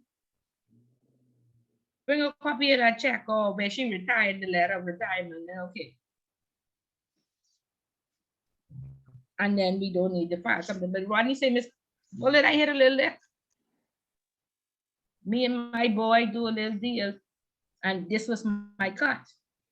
Then of course we now need to file a suspicious report because this is outside of Rodney's profile. Okay, and that is sent into the FIU. The FIU analyzes it, sends it on to the police to be investigated. What type of transactions may be reported as suspicious or unusual? Anything outside of a profile. Remember, at identification and on onboarding, we verified that the information was correct. We verified that Rodney's make $450 a month or a week at KFC, and he is actually an employee there. We verified that he could afford to deposit $50 a week. When he start depositing 500, that's suspicious because Rodney can't afford 500, making $450 a week. Okay. What type of businesses does the AML CFT Act apply to? Everybody, every business in the financial services sector. Web shops, casinos, banks, credit unions, money services businesses, lawyers, accounting firms, and real estates that have that financial services arm. What support have businesses received to help them with to comply with the acts? Eddie in financial for sure. But the regulator, like Eddie just went to the FIU, they hold trainings.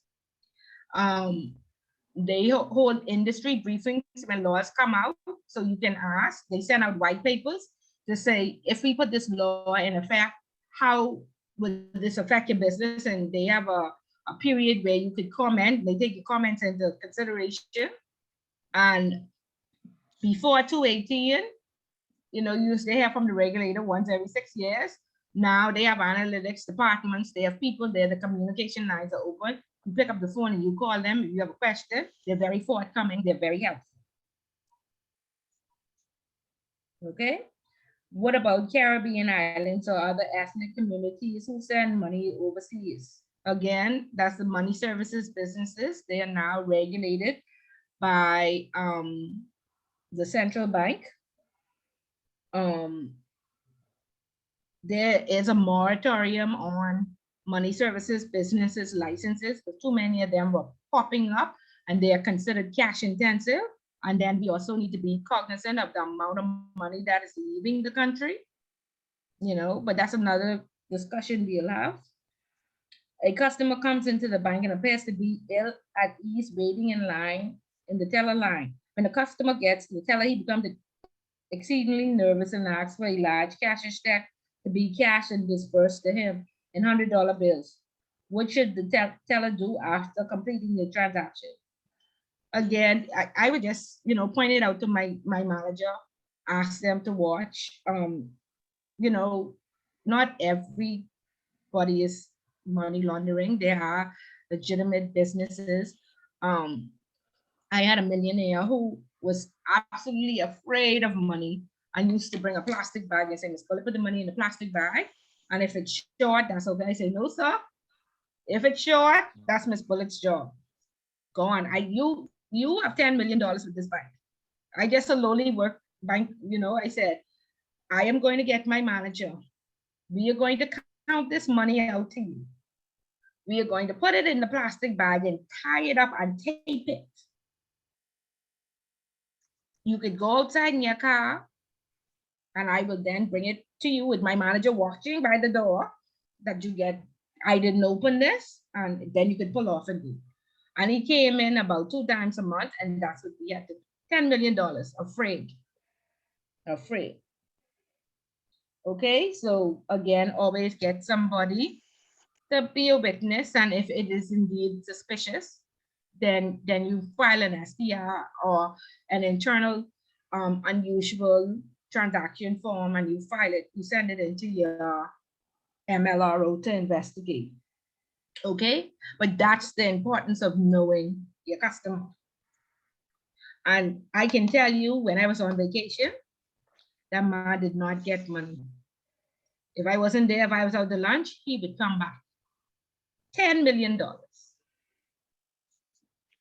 Okay, so know your customer. Guys, we did it. We did it. Yay. How do we feel? Any questions or concerns? Right? I do have So ready to party. next Sorry, week. Rodney. No problem. Next week we going over the review questions, right? Right. So I sent out a review form and everybody is in a group. You should have met with the person by now. Start to look at your question. We want 10 valid points. Please don't submit anything. Please don't put it in an essay form.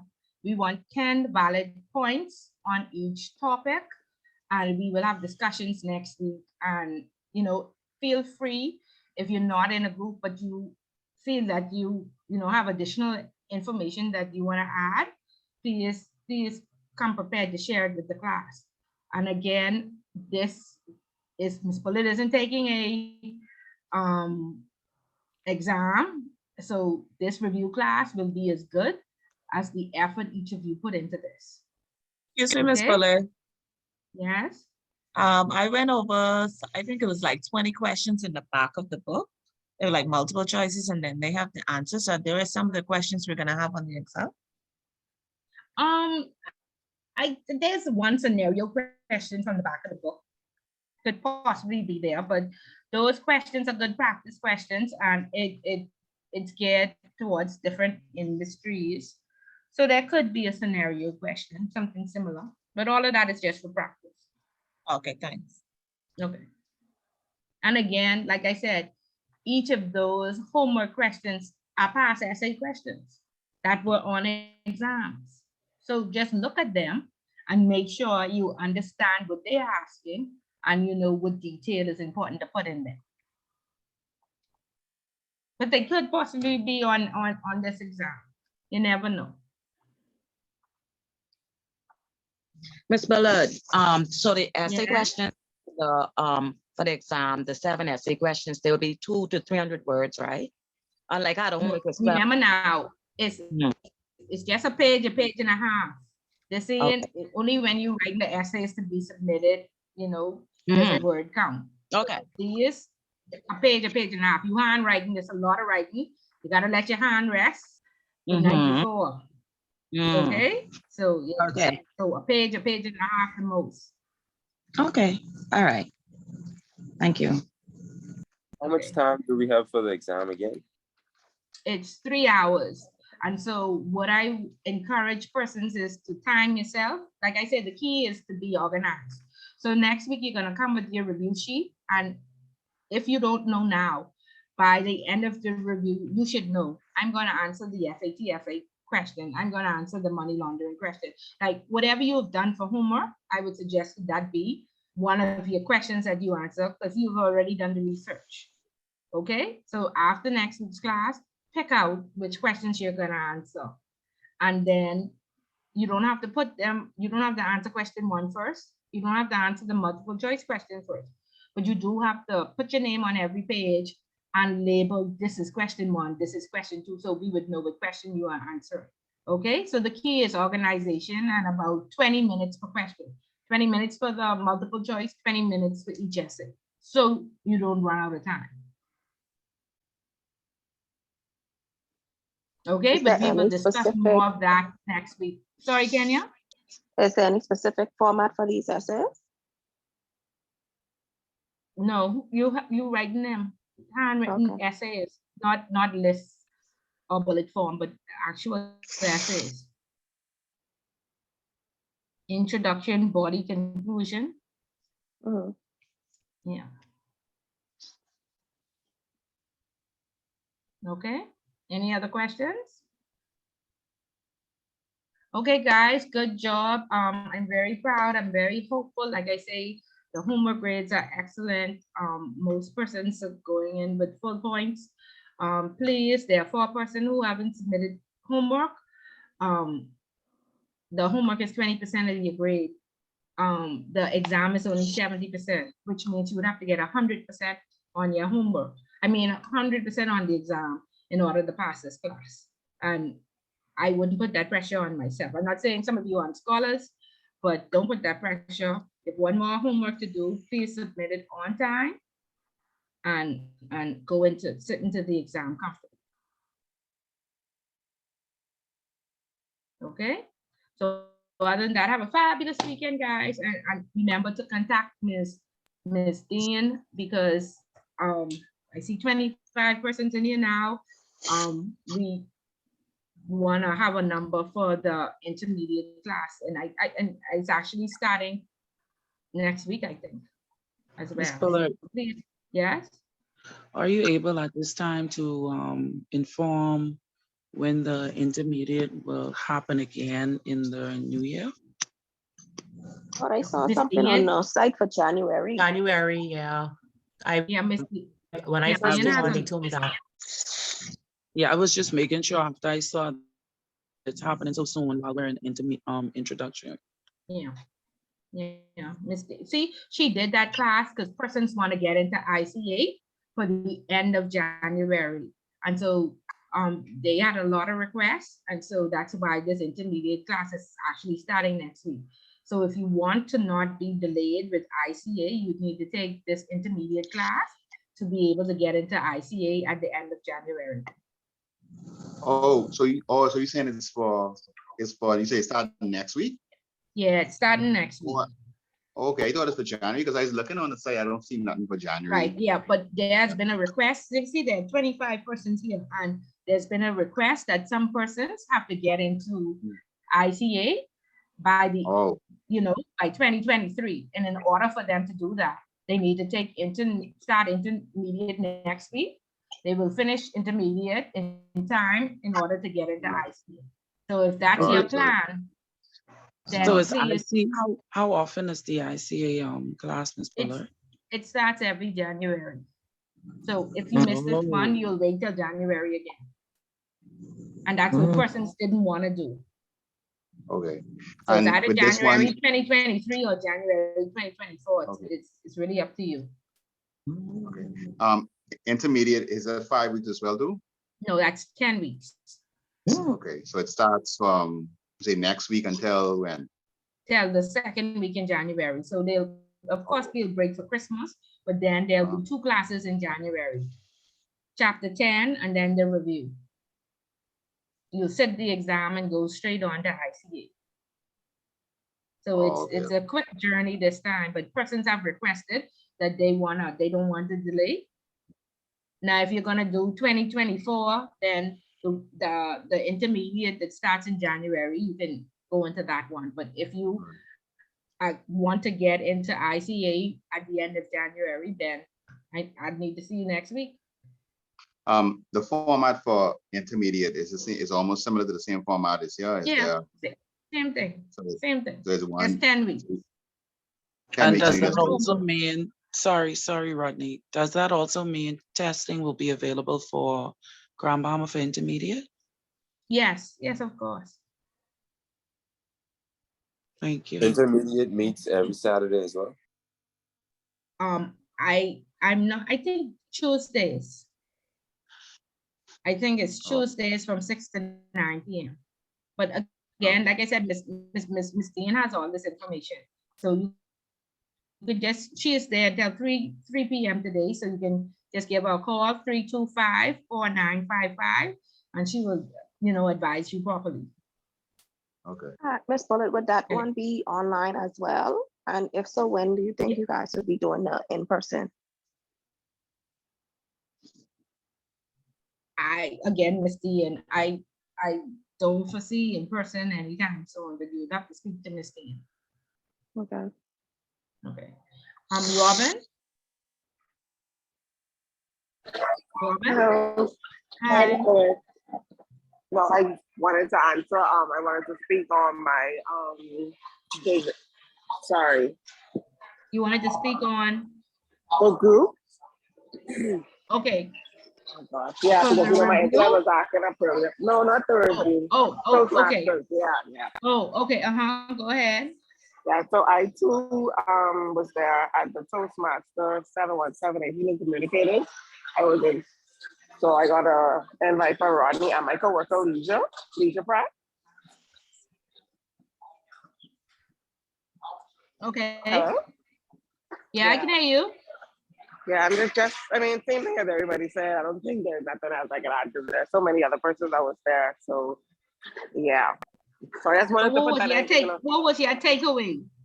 I really like it. I'm considering joining because every week, sometimes when she comes into work, she would have a speech to do and she would ask persons that work and get their feedback and stuff like that. And it's been really good based on the topics too. And like she said, she did it for networking and help with her speaking because she's very shy and to speak out in person like that and help her with that. So I think that is something I'll be interested in. So I'm considering joining. Yeah, Robin, like I said, first, you're very timid, and then the practice, you forget about all the nerves and you become expert at it. So whatever you practice, you become good at. So start now, because as you move the corporate ladder, you're going to have huddles and meetings and presentations. So just practice. So get that. You want to be confident when you speak. Yeah, you don't want to be timid. Yeah, I agree. Yeah. Correct. Okay, very good. Shanice. Miss Fuller. Hi. Yes, I wasn't able to attend a meeting as yet, but they do Rotaract Club is actually meeting on Thursday. So I had intentions on going to that one. Would I still be able to share on in the review session on Friday, Saturday? When is the deadline? For the networking? Yeah. I wasn't sure that it was one. Yeah, there's a deadline. Let me look. I'm trying to pull it up right now. Let you know. But I am almost certain in the welcome note and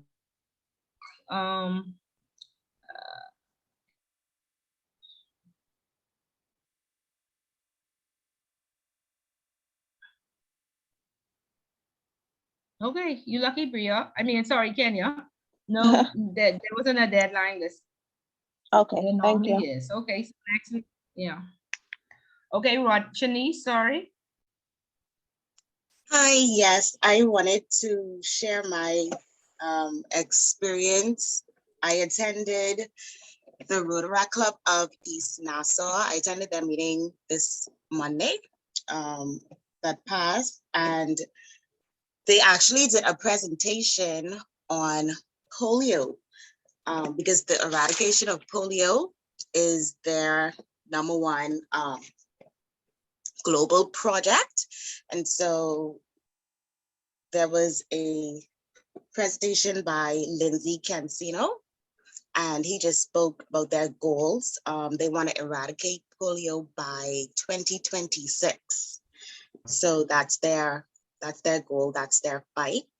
And I'm actually planning on becoming a member. I liked the presentation, and so I said that, I'll attend another meeting, and I actually do want to become a member.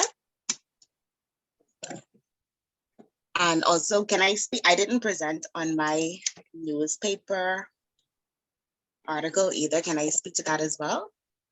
Yes, go ahead. Okay. Get all your points, Shanice, because I your name on my list. Okay, so yes, and so I read an article about the Ministry of Tourism, and they are leading a global sales and marketing mission.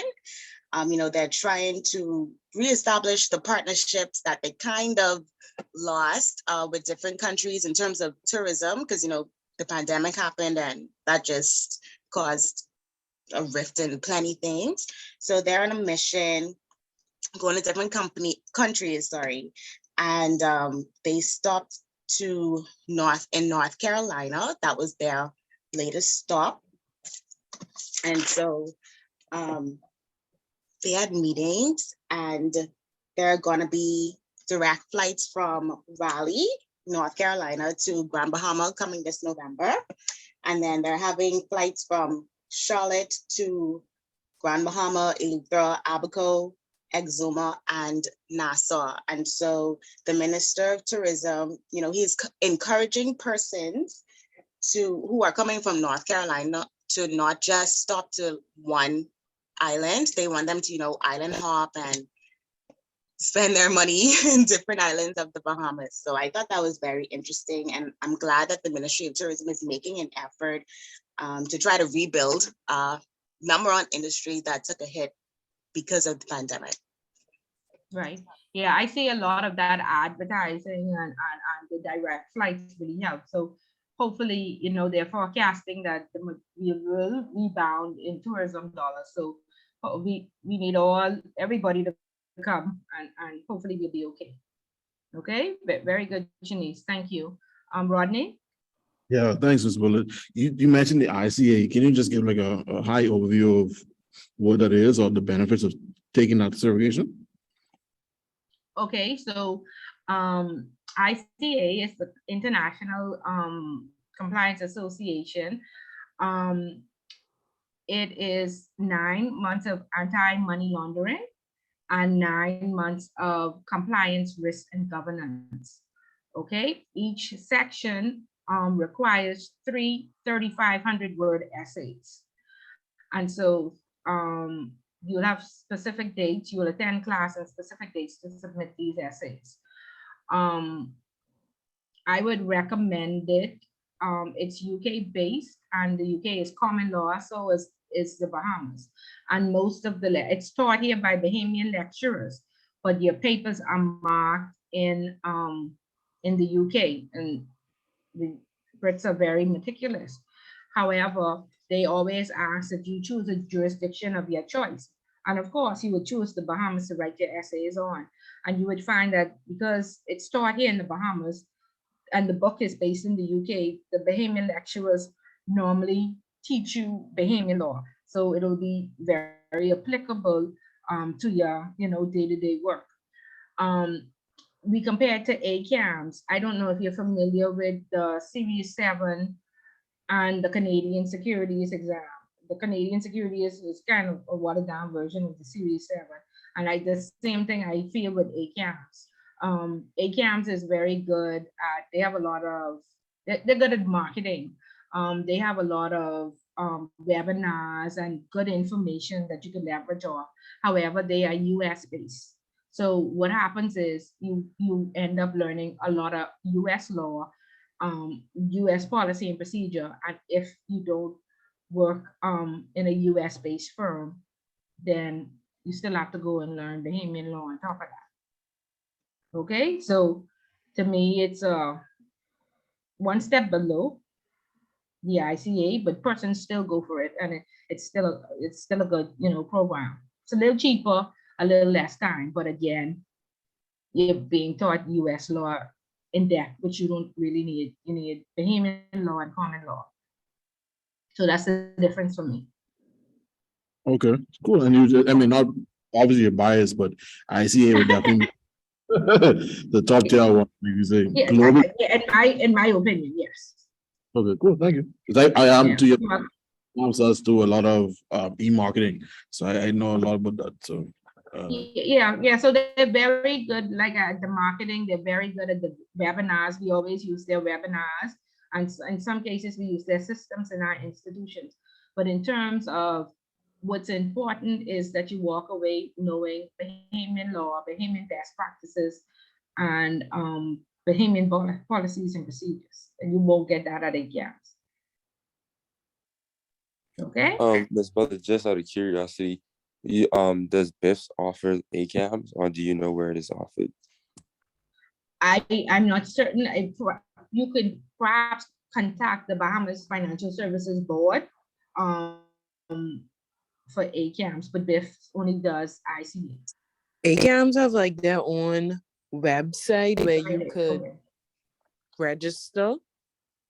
I saw them advertising on LinkedIn pretty much.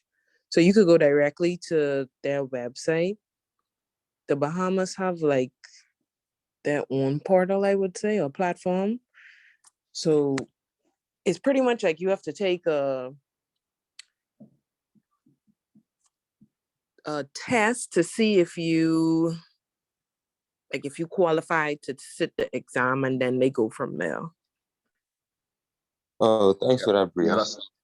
Yeah, I have a contact for ACAMS. I got a shoot your I don't email. like this conversation. All right. Oh, sorry. No. Before no, go ahead. It's like no, I said, before I do your homework, before I took this class, investigate I was what is doing. best for you. Yeah, Investigate before I what took is this. best for you. But ICA has the stamp of approval for Ms. Bullet. And I promise you, after you investigate, do your research, you will see that what looks easier and cheaper or isn't always best. I just keep that in mind as you research. No. I was doing this research I was doing before I took the class, so I had to compare ACAMS with ICA. So, so ultimately I choose. Yeah, I choose to go with BIFS and with ICA. So I saw. Yeah. Okay. Which was a good decision. Yeah. Which was a good decision. That should be a determining factor. Okay. Yeah. So I'll drop the email for the who's that person who asked for that? I think it was Khalil. It was me, Khalil. Yeah. Okay, I got drop it in the. I won't drop it. I'll drop it in the WhatsApp group. Thanks for that. Good guys. Good. Miss Bullard. Yes, Priya. Would you would you recommend rushing in to take the ICA if you're not really working in a financial service sector, much less a compliance role yet? I mean, what are your career goals? If this is your career goal, then I don't see why you should delay it. If you are a regulator, in this class, you definitely should have Take it. this designation, right? And so if this is the career path that you are going to, then you need to start the job post and already have, this will help you on your resume to get into the compliance department. Normally they want certified persons, or if you are, if you're just hired because you next in line for promotion, you got to get to the class the next day. That's how it works. Yeah. So if you have time to do it now and you can afford to do it now, don't delay it. Okay. Thank you. You're welcome. Carla, I think, and Trevor, and then Lakeisha. Hi, Ms. Bolus. I just wanted to share a newspaper article I read this week. It would have been about Food Fest and Canoe. And basically the article I read that Food Fest and Canoe was a success. However, I see like when you talk to Bahamians and when you talk to Bahamians, persons are basically bashing the Food Fest and bashing the digital pay. But me personally, I went out and I experienced it and I had 0 issues. So I just wanted to know if you experienced it and what was your thoughts, or if anybody experienced the Food Fest and what was their thought about the digital pay. Hi. A lot of who worked it? Was it Lakeisha? Who worked the Food Fest? I worked the Food Fest. Oh, it was Natasha. Okay, so Natasha, what is your take? Because Natasha had some concerns. Nobody came to my stall to get any free drinks or nothing like that. Oh goodness. Someone even did what was your experience with the $100? It was a straightforward process, but a lot of people weren't because it was 3 ways of payment. They had the band where you could have tapped the band, and then they had a way where you could have scanned. Each stall had their scanning with the QR code, and you could have scanned and just pay, and then an email will go to the terminal that we had. So it was a straightforward process once you know what the process is, because there's 3 ways to pay. Then a lot of people try to bring cash. They try to bring cash, try to make you, do illegal stuff. No. Yeah, Carla, it was new, and so people don't like to learn, and possibly that's true. And I feel like may not be technologically savvy, and so they just shy away from it. That's true. Yeah, but if they say it was a success, and Natasha had some concerns going into it, but she felt that it worked. So let's just see. We just have to get used to it and learning how it works properly and the benefits of it. Yeah, I agree. Okay. Thank you. Trevor? Yes, ma'am. Okay, my question is similar to what somebody asked earlier. Well, currently I work in the healthcare industry and not the financial sector. And I know we have a compliance department there, but I don't think what I'm learning in this class would probably be applicable to that compliance. I just wanted to ask a suggestion, like, what do you think I should do? I should try get out from where I am and try get a job in compliance to start my experience, or? Trevor, I had 3 persons from the Pharmaceutical Council in this class because they could not find a class that spoke to, the laws of the pharmacy. Okay, so they used this class, and it's the same premise. What you need to do is get the policy and procedure related to pharmacies, or see what the law states on pharmacies, and then who regulates the pharmacies, see if they have a policy and procedure, and you would just need to apply the same principles and just read, you know what I mean, to see what controls you need to implement to decrease risk. Their concern was our good African people who was give you a prescription without, and I was like, I'm not going to teach you all how to post on our Africans. We need them. You know, Right. I don't have $200 to go to the doctor to get this prescription. So, but they were sent to this class because there was nothing else. Now, I don't know if that industry is going to develop, but like I said, compliance is required for all aspects. You see, the gas and oil line was hacked the other day. Of course, they need compliance. The marijuana field, this means the marijuana field. The marijuana bill is going to be passed soon. We had 4 people from agriculture. They are trying to develop their compliance department. Right. Okay, so you could look at it from that aspect, but you would need to know the policies and procedures. If the medical field is your field, then develop compliance there, or speak to the council and see if you can get over at the council because they're trying to develop there. If agriculture is your field, we're gonna need a lot of people to manage this this marijuana bill. Because if they thief in the mangoes and the canapes, what you think about a field of marijuana, like who could be the security? Right. Right? So just don't think it's for the financial services sector. It just has not been developed, and we are the future leaders. You never know. It may be you, Trevor, to develop this. Right, right. I mean, yeah, I mean, my goal was to eventually phase out of the healthcare industry, but as you said, yeah, I just focus on the basics first, get everything down back, and then I'll see where it takes me. Yeah, where it takes you. Yeah. But it's going to be the same principles to ensure that field or that industry is compliant. You Okay. just have Yeah. to read the laws applicable to it. Okay. Yeah. Okay. Despite I just speak you pretty much piggyback on what I was saying earlier in terms of just seeing, especially if you spend looking at the return on investment and after you have done all this training and all that, to see what the prospect looks like in terms of, you know, what jobs are available. And so yeah, so I concur with Miss Pauletta, you know, just have to see exactly where we land. But I'm hoping that we could use the networks that we have now, that we established in this class, to hopefully if anything comes up, you know, we could always call upon, hey, I know, so I guess Rodney is the guy who know everyone. So in case, so if he knows of any position, he could always advertise, you know, share that information with you. And then ultimately, if that's the decision that you take, then you'll be able to, you know, apply or try it. So the key is that's networking. I guess when this class finish or we choose to go on, that we keep everybody in the loop. And in case if something comes up, or if we know someone wants to transition from one industry to the compliance industry, they'll be able to, you know, to have that contact in you know, in form of 1 or 2 persons in here. So that's great. Okay, very good. See Rodney out there saying his business hires for other companies. So please, okay, Rodney, make sure everybody have your contact.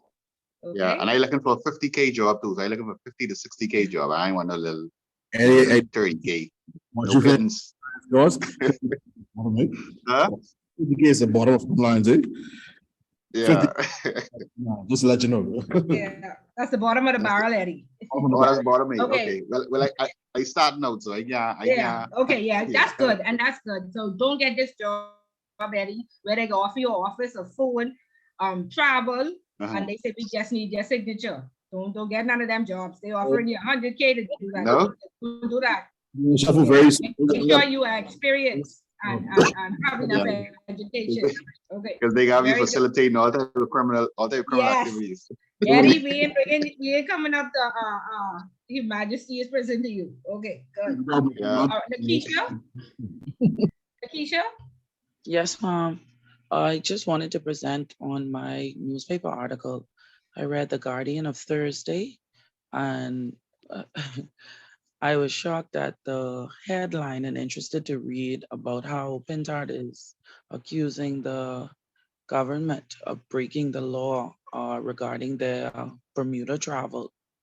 The article went on to detail the expenses surrounding the travel and how it turned, in his opinion, from Well, actually, he is accusing the government of not being clear on whether it was a PLP sanctioned trip as opposed to the prime minister in his capacity of leader of the country and a government trip. That came about because in the end, I guess, of his plan, and they decided on chartering a Western Air flight that took a contingent to Bermuda. But the purpose of the trip was to attend an actual PLP convention in Bermuda. So the prime minister's defense is that he was invited as leader of the country and also leader of the PLP, which was twofold. And as a result of him being in that capacity, he in turn invited PLP dignitaries, the party's dignitaries, officers, and members on a chartered flight, which he claims was cheaper on the government. So his defense is that it started out as a government trip, government sanctioned trip, but with the invite of the PLP delegates, it turned into what would appear to be a party trip. And, you know, the leader of opposition only wants to know if you're using the government money for your personal party purse. Who is paying for this trip? Now, Lakeisha, you will cause a fight. You cause a I fight. had to drop this spicy one. You Miss- had to Miss- wait. Miss You Bullet, had to ma'am. let us just Miss go Bullet, outside. I read the article laughing almost in tears. I mean, and both sides have like valid points. I could see where Mr. Pindard is coming from because it's black and white. He is saying that it's not in the law, but then when you listen to the prime minister, you either believe him or you don't, where he is saying, listen, I'm not only the PLP leader, I'm the prime minister. So like, how do you separate one from the other in my capacity, you know? But it was an interesting read. Yeah, it's I'm sorry to interesting. do And that. I won't, my only comment is, have they traveled excessively already? Considering that the Bahamas is in a deficit, we need all the money possible. We just came out of a pandemic. There are a lot of social service needs. Should travel be to excess during a period? I just think it's been excessive, and I don't even want to hear about it anymore. That's where we pull it out. You know, I don't care what it was for, but it needs to stop. That's where I'm at in terms of travel. Well, Now, if y'all want to fight, y'all can go fight, but that's all I got to say. It's been excessive and it's completely out of control. No, I agree with you. Country has many problems. Bullet, I agree. And I haven't seen a day when I go on social media and they hailing from France, I know. Switzerland, this place. No, it's out of control. And then it's so much my again. It's a story. whole entourage. Yeah, and an entourage each time. Like, why Each can't I time. have to go to a funeral? Like, why? Like, it's crazy. It's absolutely ludicrous. But anyway, that's what you all vote for. Deal with it. That's all Ms. Bullet is saying. That's what you all get. And I hope we'll see what happens in the next 5 years. So I don't know. God save the queen. No, God save the queen. King, sorry. Yeah, guys. But good that you are alert. These are our water cooler conversations. These are the conversations that we have with our executives. This is how we break the ice and show good interpersonal skills. They'll say, oh, Lakeisha is knowledgeable. She is aware of what's happening in the country and any other jurisdictions that we deal with. Okay. And so it's not easy. You know, people think that it's easy just to be approachable or to have conversation for persons to say you have good interpersonal skills. And in ICA, you'll see that there are many chapters when we talk about the role of the compliance officer and making sure that you not only have the right technical skills, but interpersonal skills, and that people feel that they can trust you, you have good integrity, good ethics. And then you can network to get things done. Okay, so we want you to leave here well-rounded. We don't want you to just have what the book says. We want you to be able to go into your institutions and apply all the various skills from the class. Okay, so very good, guys. I'm very pleased. If there are no further questions or concerns, have a fabulous weekend, productive week, and we'll see you next week for our final intro class and review. All right, have a good one. Okay, take care. Have a great Bye. care. Bye-bye. Bye.